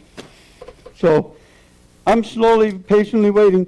All I'm asking is, make a path through there, put up a couple picnic tables, let the guy that thinks he owns all that property, right here's the number, 1416482010. I wrote it on the paper. Anyhow, he says that he cleared all this property. He says he owns everything. He mows it, he cleans it, he takes care of it. And I go, you don't own it. He runs everybody off. He even put up a deck on the lake. Everything. So, I don't get it, really. But I'll still be here, and I'll send you pictures, more everything. And that's about all I got to say. Except for, I'll be back, because I'm long-lasting. And then I'll just keep bringing more pictures. 5 seconds for me. And I know Rosa, she's a good lady. Thank you, sir. Mr. Chuck Johnson.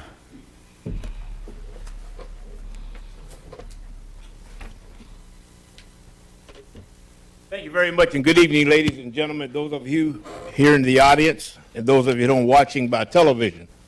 As I look at the agenda, public comment, those of us citizens who come to these meetings and those that are here in the audience have a time frame as well.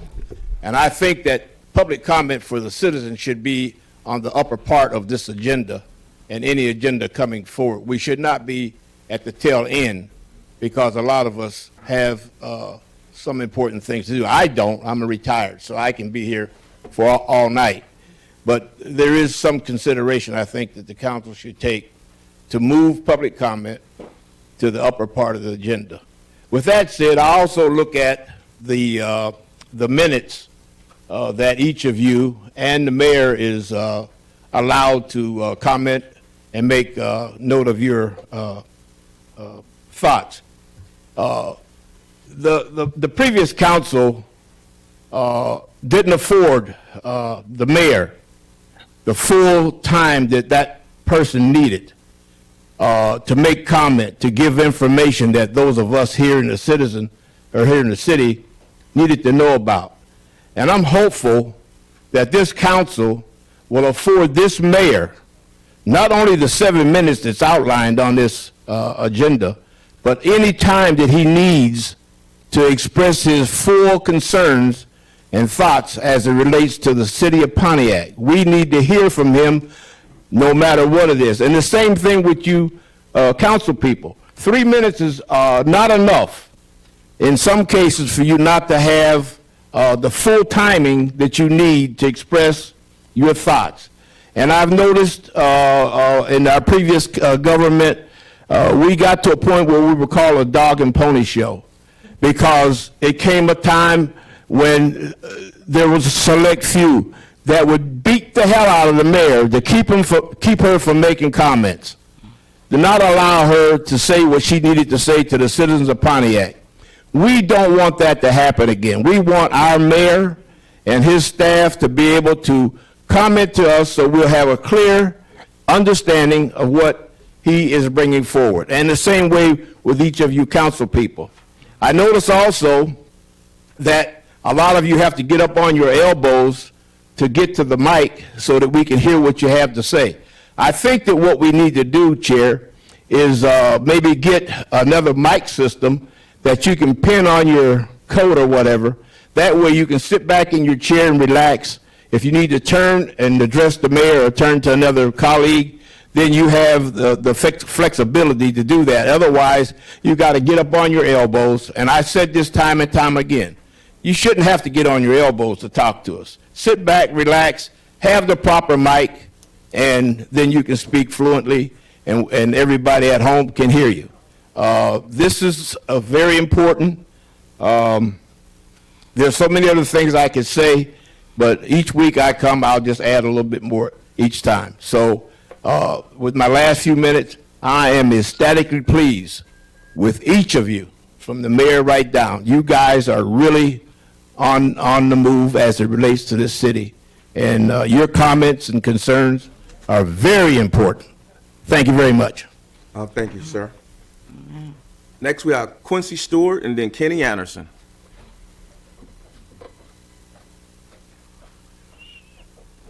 First, I congratulate all those who were voted in as mayor and council. Please know that your election was not necessarily a referendum on your popularity, as only a small percentage of Pontiac's eligible voters actually voted. Your election was, however, a referendum on you from those citizens who did vote. And your job is to give those who didn't a reason why. That said, please know that some of you I have amicable personal relationships with. We are cool. However, that will have no impact at all on this side of the podium. This is all about the business of Pontiac and creating opportunities for her citizens to prosper, and not about appeasing egos, priming for perks, or mutual admiration societies. That said, to the overall citizens of Pontiac, whether your candidate got elected or not, who is there is who is there. It will do you nor the city any good to personalize your role as a concerned citizen by not giving your full support to who was elected. Remember, this is not about them anyway. It's about the good of the whole. To the African-American citizens of Pontiac, please know that electoral politics has never and will never be a panacea for our unique situation here in America. We must embrace the concept and practice of self-determination if we are to ever realize any sort of economic and social freedom. Our greatest leaders and thinkers were not elected officials. King, Malcolm X, Harriet Tubman, Angela Davis, Fred Hampton, and so many others were not elected officials. So let us lean into always supporting those of us who come here who speak boldly and courageously outside of the local political sphere, as well as those who support us within it. Let me also say that there will be many speeches that I will make, as I will over the past 26 years as Kenny and I have been here, that will not seem like city business. But Pontiac is not a vacuum. We're not living on an island. National and international issues directly affect what happens in Pontiac, and there are some issues that we are going to have to address. Let me also say this, that the mayor and I go back to the emergency management and that evil, outrageous Public Acts 2, 74, and 436, and our consistent resistance to the unconstitutional takeover of mostly black cities across the state. He was universally disliked in Lansing and about those who supported that law, and that showed some integrity. We are still reeling from the aftershocks of what I consider to be outright economic rape and robbery of Pontiac. The mayor at that time, Jakowski, aided and abetted the nefarious plan to rid Pontiac of almost all its inherent resources. It is my hope that we can bring the Pontiac Fire Department back. To our district representative, Sister Rutherford, do not fear any of us being out to get you. We're here to support you as your success and endeavors to help our citizens, as ultimately will help us as well. Also know that when you may be on the wrong track, that too will be duly noted, but always with the level of decency and respect for decorum that should be afforded you.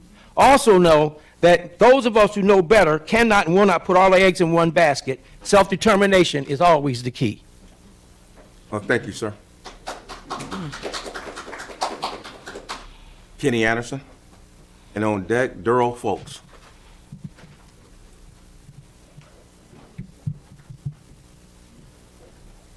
Good evening. The struggle for black democratic human rights continues. The topic of my address this evening is politicians' emotional management is a must.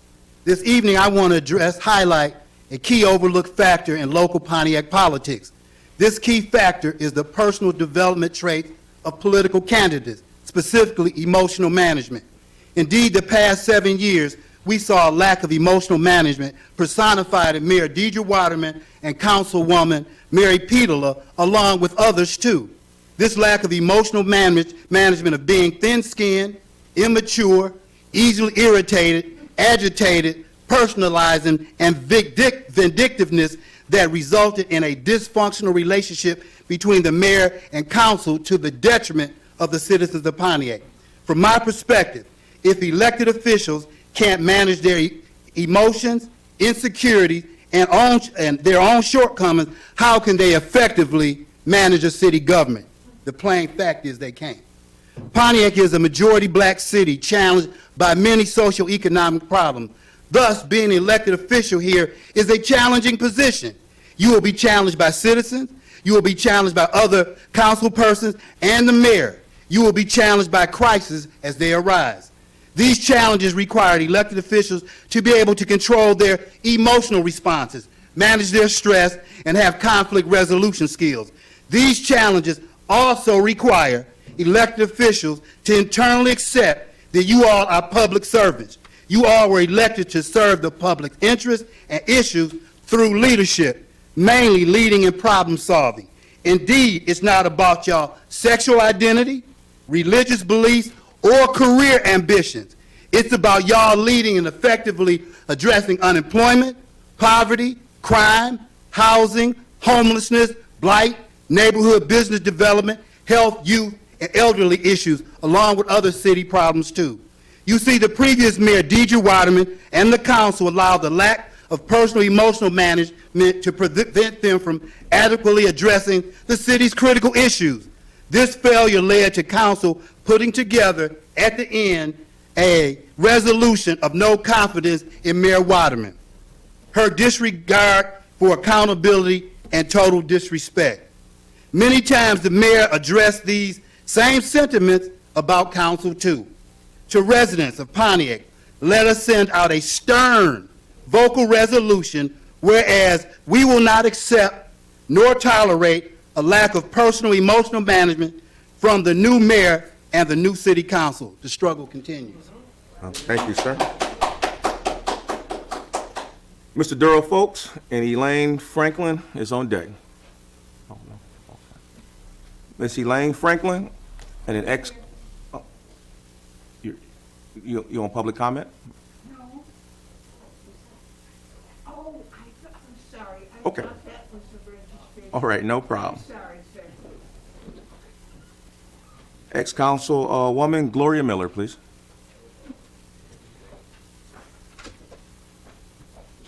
I'm going to take my mask off. Someone should see me and hear me when I speak. Good evening to everyone.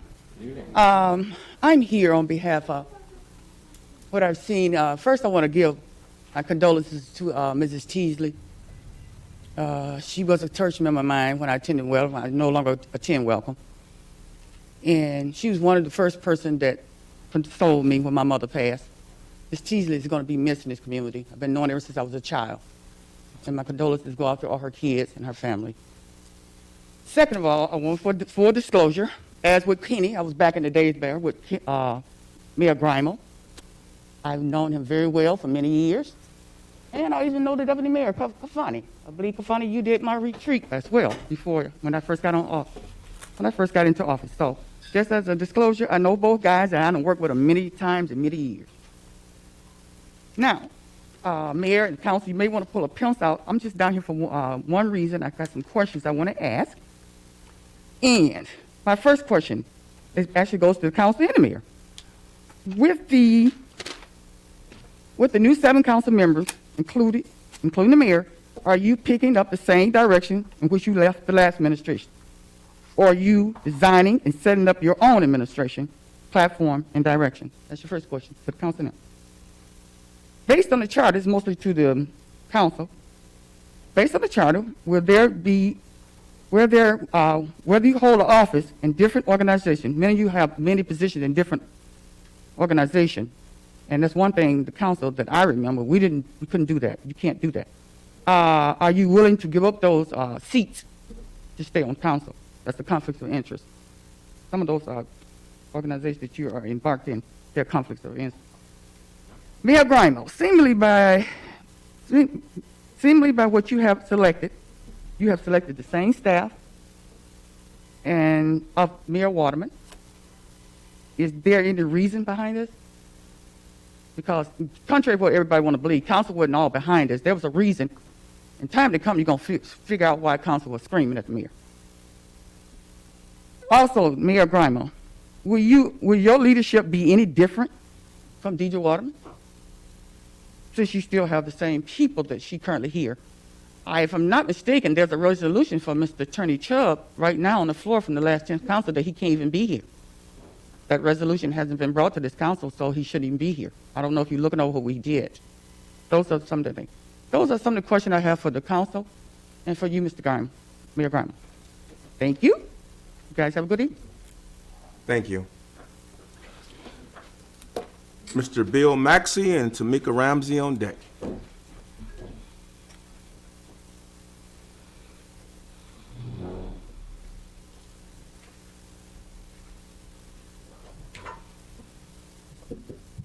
Good evening to Mr. and Mrs. Pontiac, City at Large, and governance.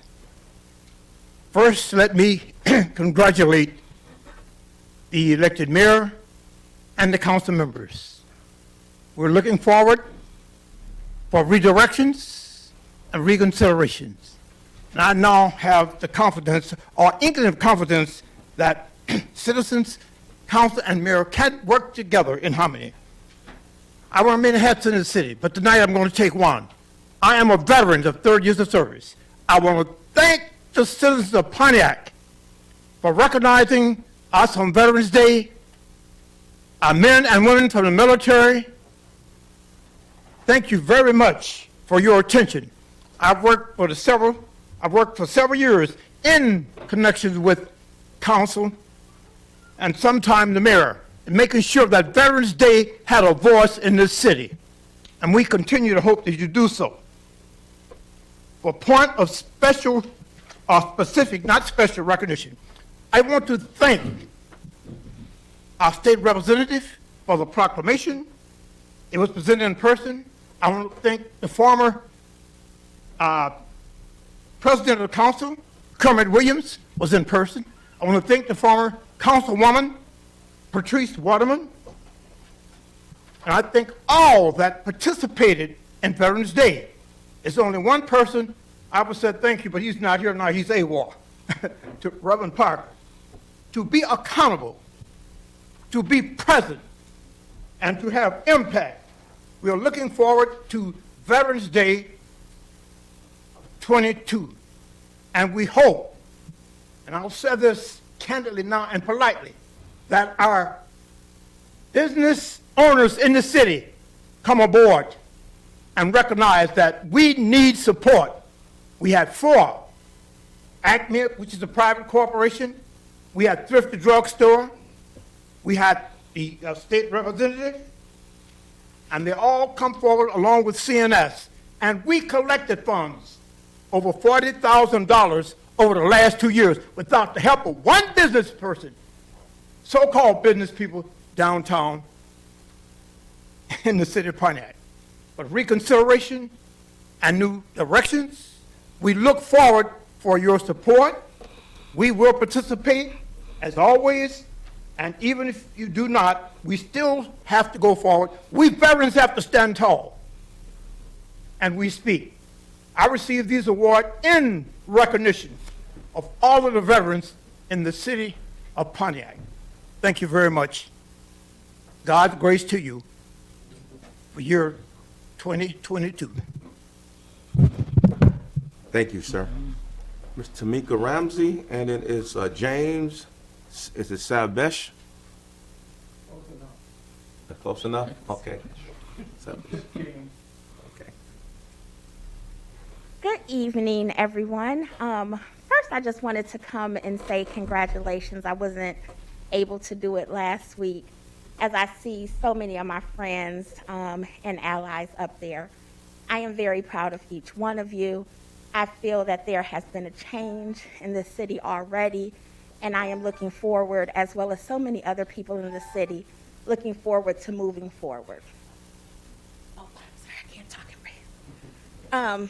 I did want to say that as a friend and ally, as much as I have worked and campaigned and donated, now it is the time to hold you all accountable, and I will do that with love.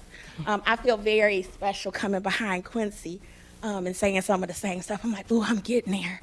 But it is important that the campaign promises that you talked about, the vision that you told us when you were running, is what you deliver on. We know that this is not going to be easy. We know it is not. But if you continue to work with us, we will continue to work with you. I am very excited to be a part of the mayor's transition team, making sure that we are moving the city forward.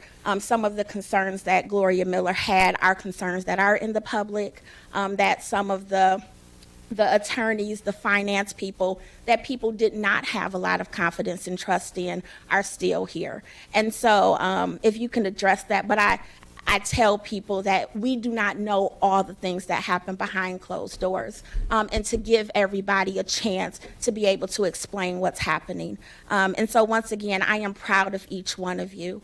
Once again, I walked for Councilwoman James, and I am so proud because I live in her district, that we are changing. So excited to be a part of building up your meetings so that we can have a voice in the community. But really, people in Pontiac, we need hope.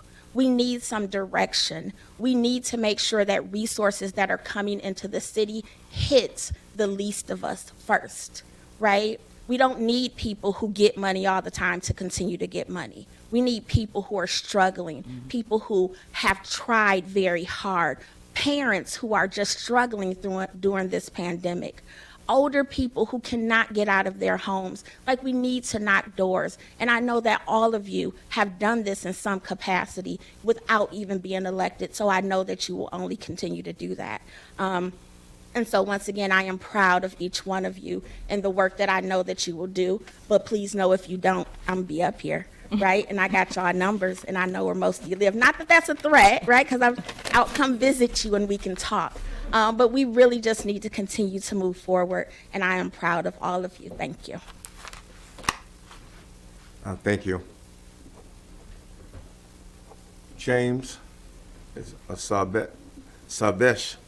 Hopefully I'm pronouncing that right. Please forgive me if I'm not. Sabich. Okay. And as he makes his way to the microphone, as a point of personal privilege, Councilman Parker, you received a commendation from one of the public commenters. Mr. Maxey celebrated your participation at the Veterans Day ceremony this past November. So since you weren't at the dais, I didn't want you to miss out on that compliment.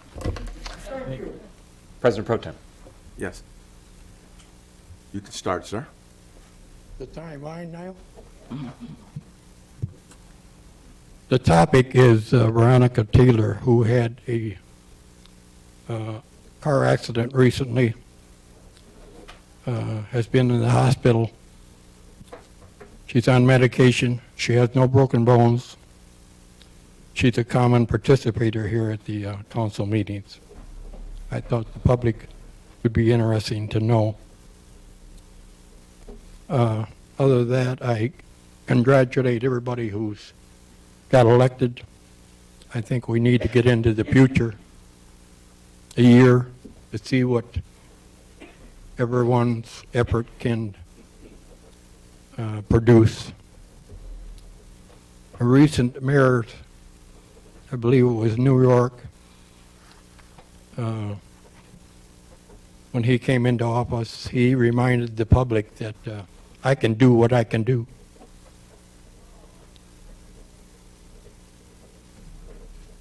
You council can do what you can do. But it needs the public's personal effort every day. You have to be part of the solution, not part of the problem.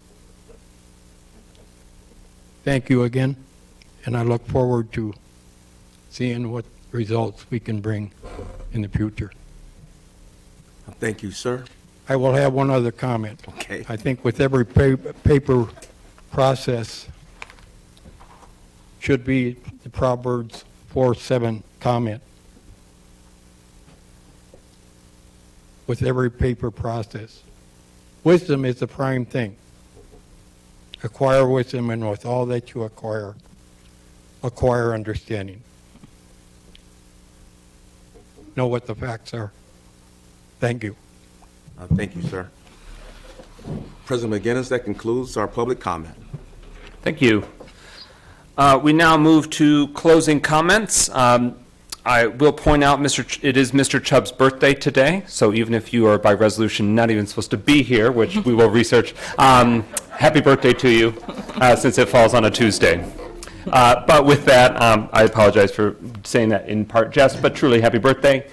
We now move to the mayor's closing comments per council rules and procedures. You have 7 minutes. Mayor Greimel. Thank you very much, Mr. President. First of all, I want to thank everybody who spoke at public comment. In terms of some substantive constituent concerns, I'm very eager to follow up regarding the concerns around Osmond Lake. So if you'll stick around after the council meeting, I'd be happy to talk with you and get some additional details about that to fully understand the problem and how we can best address it. In terms of the important work that our administration is doing in terms of the transition, I want to first just emphasize that we've been in office for 1 week. This is our 8th day in office. We want to be deliberative about the decisions that we're making. We're not going to make any knee-jerk reactions. We're not focused on doing things because the previous mayor did them, and we're not focused on doing things because the previous mayor didn't do them.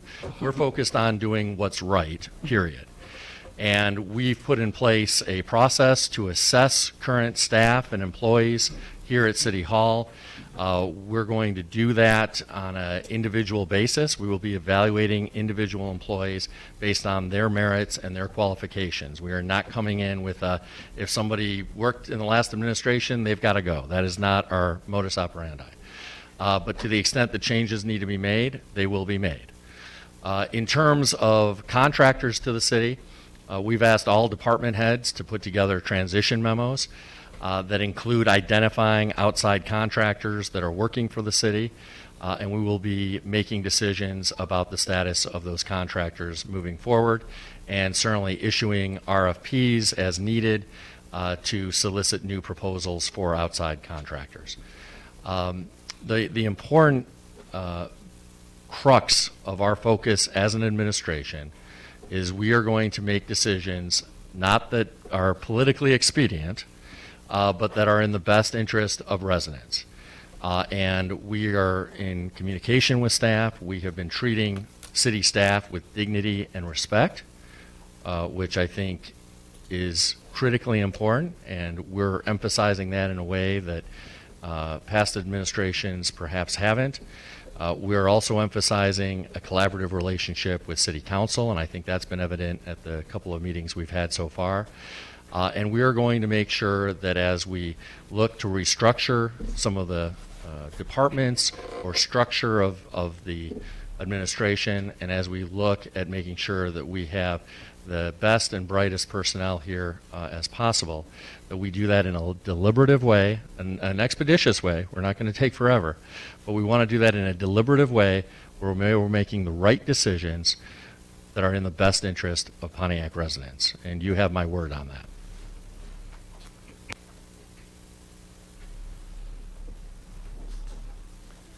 Thank you. We now proceed to Clerk Doyle. You have 3 minutes. Thank you, Mr. President. I'll just limit my comments again about the Charter Commission, just so where residents are clear. To run for the Charter Commission, you must be a current resident of the City of Pontiac. You will have to remain a resident throughout your tenure in office if you are elected. No city officer or employee, whether elected or appointed, is eligible to run for the commission. There will be 9 members elected, the top 9 vote getters. There is no primary. In order to run, you will have to turn in nominating petitions. The minimum number of signatures is 146. The maximum is 292. I encourage people to turn in more than 146 signatures, because if we invalidate some of your signatures, if somebody who was not registered signs your petition and you fall below 146, you will not be eligible to run. The filing deadline, again, is January 18th, 1 week from today, by 4 p.m. So you will need to turn in your nominating petitions as well as complete an affidavit of identity. Again, the election will be held on May 3rd. There is no compensation for this office, and charter commissioners will be given up to 3 years to revise the charter. Thank you, Mr. President. Thank you. We now proceed to closing comments from council members. Hailing from District 1, the Honorable Melanie Rutherford, Councilwoman for District 1. Good evening, everyone. Let's try this again. Good evening, everyone. Good evening. All right. Darkness cannot drive out darkness. Only light can do that. Hate cannot drive out hate. Only love can do that. That was said by Martin Luther King. The reason why I made that comment is because every day we have an opportunity to spread more love instead of being hateful, to spread more peace instead of always going to war. We have to be solution orientated. And I say that because tonight I was surprised and taken aback by Mr. Quincy Stewart comment. Being in District 1 is what I like to call a war. But it's a great war that we're going to strive to be successful at. So in that saying, I want to thank the CDC for inviting me to their event last Saturday, their Zoom meeting. I felt that we have a great working dialogue, and I thank you for that. I wanted to remind everyone that my number, if you need to reach me at any time, is 248-758-3017. That's my office number, and my cell number is 248-390-0591. I wanted to address a couple of things in our community. Jefferson Junior High will be at Blight Court on January the 24th. To remind you, because that was an issue that was brought to me, 579 Luther, where the trash was being picked up. I have talked and have been in correspondence with Mayor Grimo and also with Deputy Mayor Kafani Stevens on how to make sure that trash is picked up properly. Lastly, I had a concern that was given to me about the halfway houses, and I'll be making sure that I follow up on that. February the 12th will be the first Coffee and Conversations for District 1. It will be held at the Alley Cat. It's from 11 a.m. to 1 p.m. Everyone is welcome, and I'll be able to give that agenda soon. And lastly, I didn't get to say who was on public safety along with me, and that is President Pro Tem Mr. William Carrington, along with Councilwoman James. And for that, I'll leave you good night. Thank you. Excuse me? February the 12th.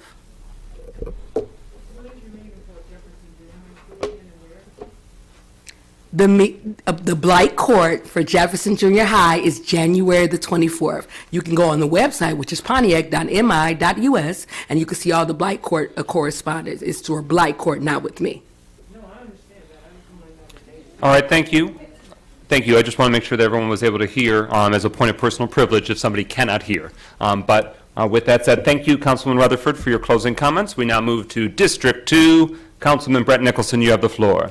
Good evening. I wanted to make a special comment related to concerns of whether or not the council and the mayor's office are going to be working together, whether it's going to be a different experience. I can tell you on day 8, it is a completely different experience from what I was told to be ready for.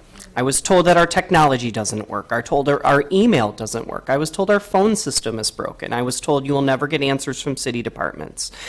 I have never, in 8 days, underline, had a phone call go unanswered. Not a voicemail unanswered, a phone call that they've been picked up and they've been answered.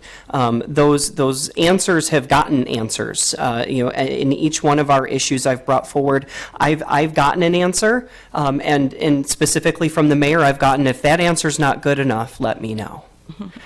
Which is, it's incredible. It's incredible to be able to come back to constituents. So if constituents of District 2, if you have those things in your back pocket that you're looking to have answered, my email is open, my phone number is open, 248-535-4983. Hasn't changed, same as the campaign. I'm sure you still have mailers laying around that have that on there. Our technology services, I have to say, I've worked in a lot of different roles, and I've always been in the seat in HR getting the complaints of everybody who feels like they are not getting what they need.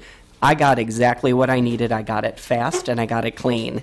It was the quickest orientation process I've ever been a part of. Everything works perfectly. All I had to do was reset my voicemail, and we are ready to rock and roll in District 2. So one thing, just as I appreciate that Melanie addressed some of the citizens' concerns, we are aware of the dispensary that is illegally operating on Telegraph. We are aware that they are being very bold in advertising their services. We've addressed that with city departments. They have acted very quickly. I understand and do hope that you as well understand nothing happens overnight. And we're being very thoughtful about our approach to make sure that that is addressed in the most specific way possible.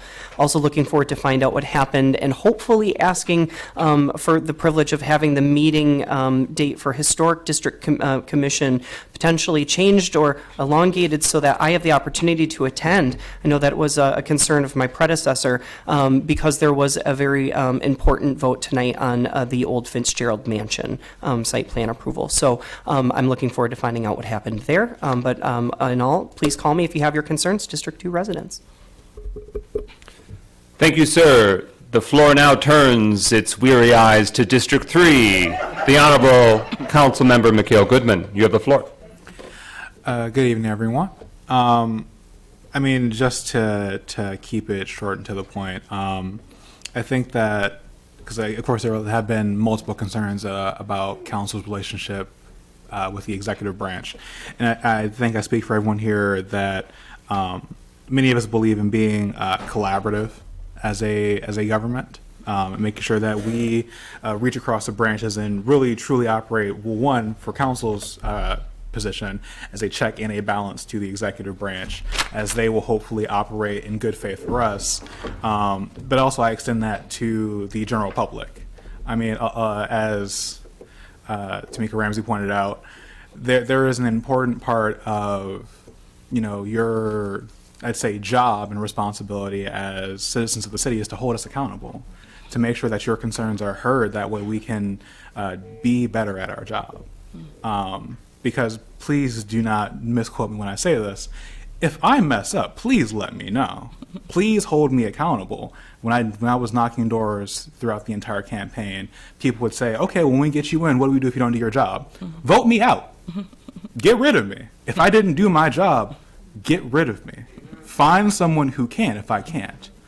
And that is the way that we should operate, is that we hold each other accountable, whether it be on this dais, between branches, or between City Hall and the community. That is what should happen, and I welcome it. And, lastly, I just want to say, when I sit up here, I sit up here in the interests of not only my district, not only the city of Pontiac, but people who come from the similar background of the fact that they have historically been underrepresented, been unheard, been misheard, because their City Hall in Pontiac has looked like us for a very long time in some capacity or another. However, it has not always been receptive to the people who look like those who are on this council.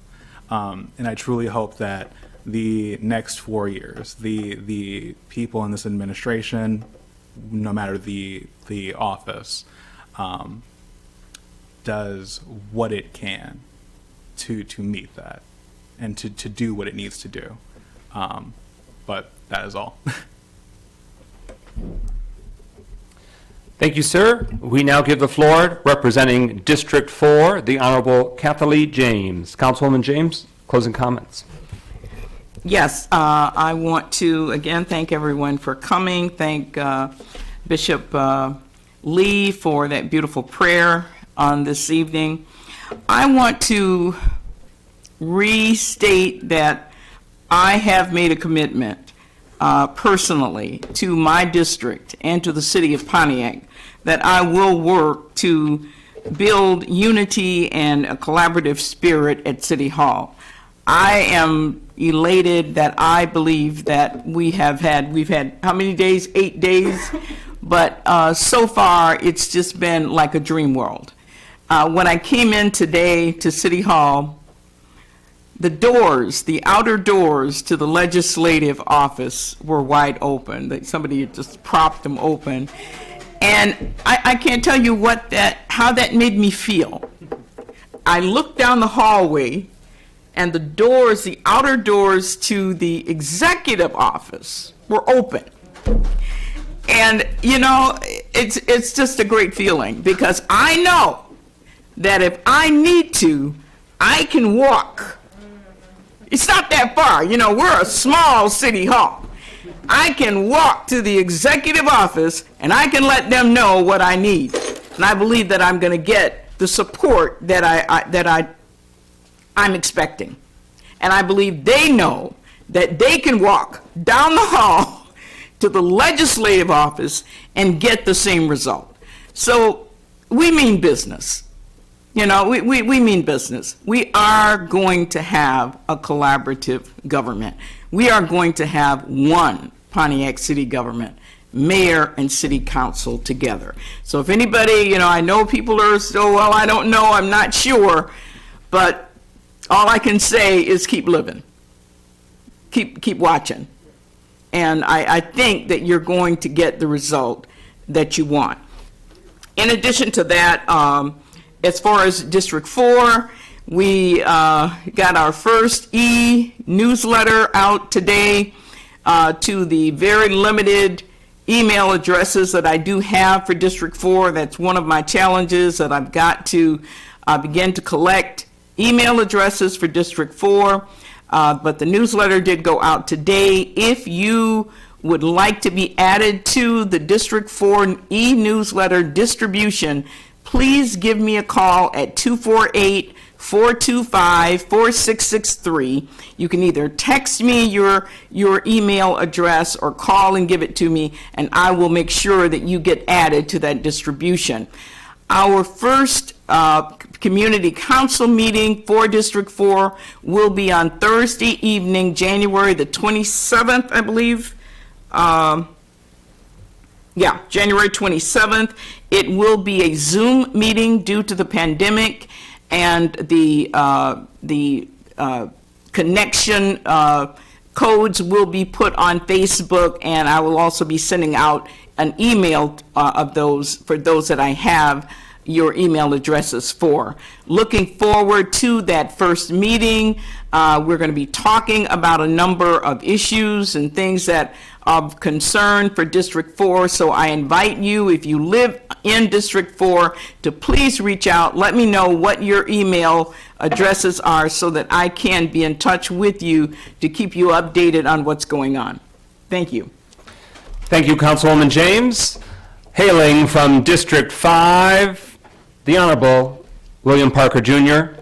Councilman, your closing comments. Thank you, Brother President. First, I want to just thank all the citizens of Pontiac, those who voted for me and those who did not. We are still in partnership together. We are still unified together into moving this city forward. So we're going to need your help. As I continue to say, this city moves forward under the power of we. We do it. We make it happen. We do the work. We accomplish the task. We do a lot of stuff up here, but we cannot do it without each and every one of your support. I want to send out prayers and condolences to some of those members of my church who have gone home to be with the Lord. Brother Logan Cannon, Brother William Teasley, Sister Yvonne B. Johnson. All of those have lost within the last month or so from the New Springfield Church, and I want to let them know that we have them in our prayers. But as I looked on, I was thinking about how cold it has gotten, and I thought about our homeless people for this city and where they are residing now. And I pray that they have found someplace warm to come and reside, because we do need to be concerned about our homelessness in this city as it continues to get more cooler than it is. I'm concerned about the mental health and the physical health of our students.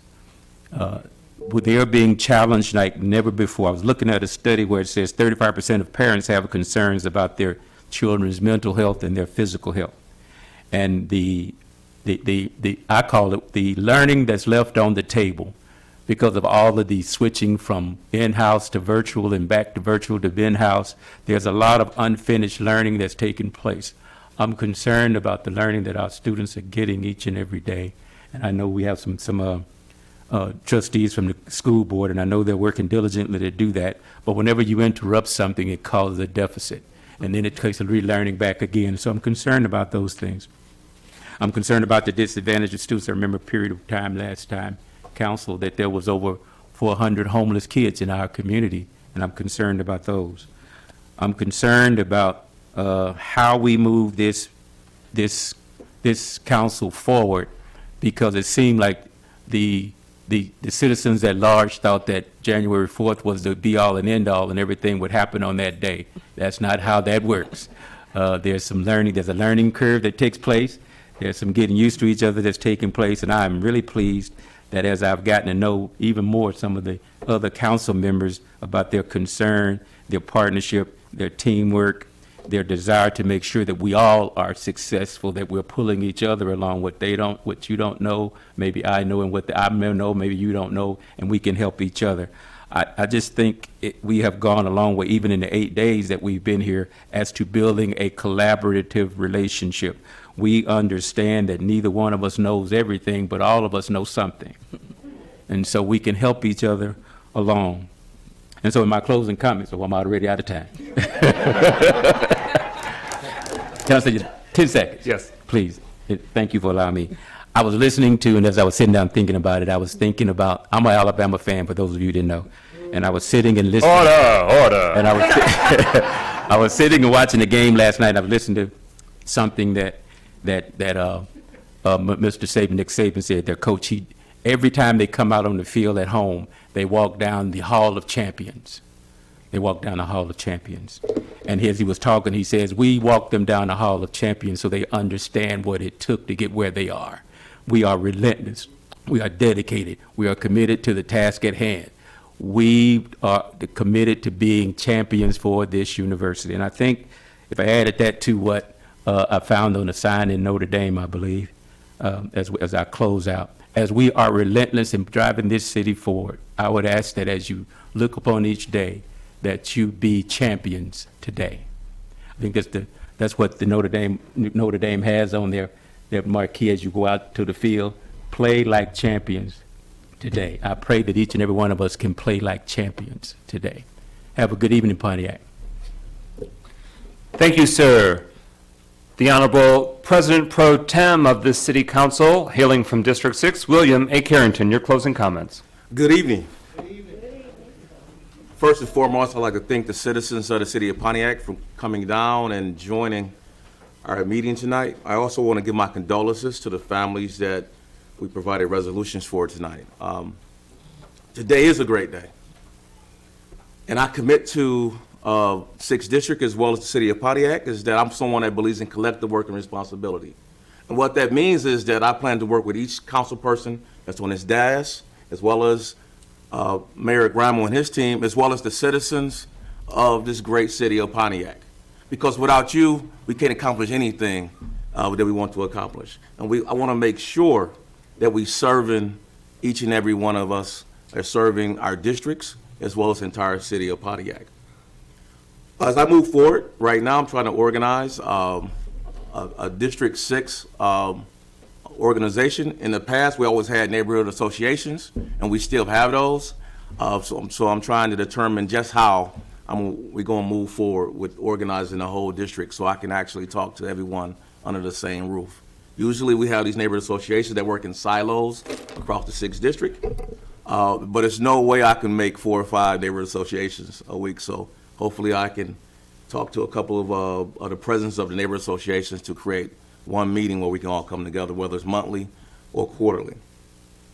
I can be reached. I'm going to give my personal telephone number. I'm someone that wants to be available at all times. If you call me after 9, please get me to the next morning to call you back. But I plan to return a call to you. 313-318-7745. It's easy. If you play in the lottery, you might make $1 million. So again, 313-318-7745. And I thank you and good night. And as a friendly tip, if you're going to play the lottery, buy the tickets in Pontiac, because my understanding is that there's a revenue sharing component with the city that you buy it in. So, win big and help Pontiac win a little Liberty bit. Bar sells lottery. Well, good evening, ladies and gentlemen. Thank you for being here, and thank you for those that are participating virtually or by television. Oakland County is offering assistance to help cover child care expenses. Eligible workers or those pursuing college or certification courses can receive a $1,200, or $1,200 if you want to feel big, $1,200 scholarship. And the first 1,000 eligible families that apply, either online or through the Oakland County Michigan Works, will receive that funding. So Pontiac, if you are eligible, Pontiac families, pursue it, because it's first come, first serve before that funding through Oakland County is gone. And Pontiac homeowners, please do not lose your home due to delinquent property taxes. Even if you are multiple years behind, there's solutions available, but please don't ignore those fast approaching deadlines. There are options and resources to ensure you can protect your home ownership. And the County Treasurer's Office has staff members to help you just privately navigate that process. And you can learn about foreclosure, tax foreclosure prevention by calling their office at 248-858-0611. Challenge Manufacturing, located in District 7 in Center Point. They have an automation and assembly facility, and they're hiring multiple team leader roles at that Pontiac location. Main Street Pontiac. It's a nonprofit organization focused on growing our downtown success. They are currently hiring for their executive director position. Interested applicants can apply on Indeed.com or just learn more about the position and share it with those that might be interested. And for the past 5 years, before I do this final point, I thank you so much, Councilman Parker, for sharing about Logan Cannon. He's a resident on Astor Street at District 7. I did not know he's passed. I'm extremely sorry to hear that, to his neighbors and his family. That's a very big loss for our community, in addition to those that we held a moment of silence for and passed resolutions for former city employees or volunteers. For the past 5 years, I've had the honor of serving our community as a trustee on the Pontiac Board of Education.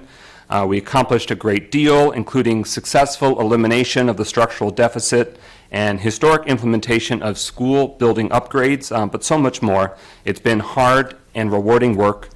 To focus on the weighty tasks ahead for the new Pontiac City Council term, I've submitted my resignation to the school board, and that was effective as of last night, at the conclusion of our board meeting last night. So that was the last meeting for both myself and Council President Pro Tem Carrington, who had a very impressive 7-year run as school board trustees. Just want to thank those school board colleagues, our hardworking Superintendent Kelly Williams, and many staff members for their kind remarks last night. And I thank them and you, the community, for the opportunity to make a positive difference. And with that, there are now 2 vacancies on the Pontiac School Board that they will be appointing to fill, and that deadline for consideration, if you're a community member who's eligible and interested to serve, that deadline is January 14th. So since that concludes my time, thank you very much for being here this evening. Is there a motion to adjourn tonight's meeting? I make the motion to adjourn. Support. It's been moved by Councilwoman Rutherford and seconded by President Pro Tem Carrington that we adjourn this evening's City Council meeting. Hearing no discussion, roll call, Mr. Clerk. McGinnis, Yes. Nicholson. Yes. Parker, Yes. Rutherford. Yes. Harrington, Yes. Goodman, Yes. James. Yes. Thank you. We stand adjourned at whatever time someone's iPhone says. What time is it? 8:52.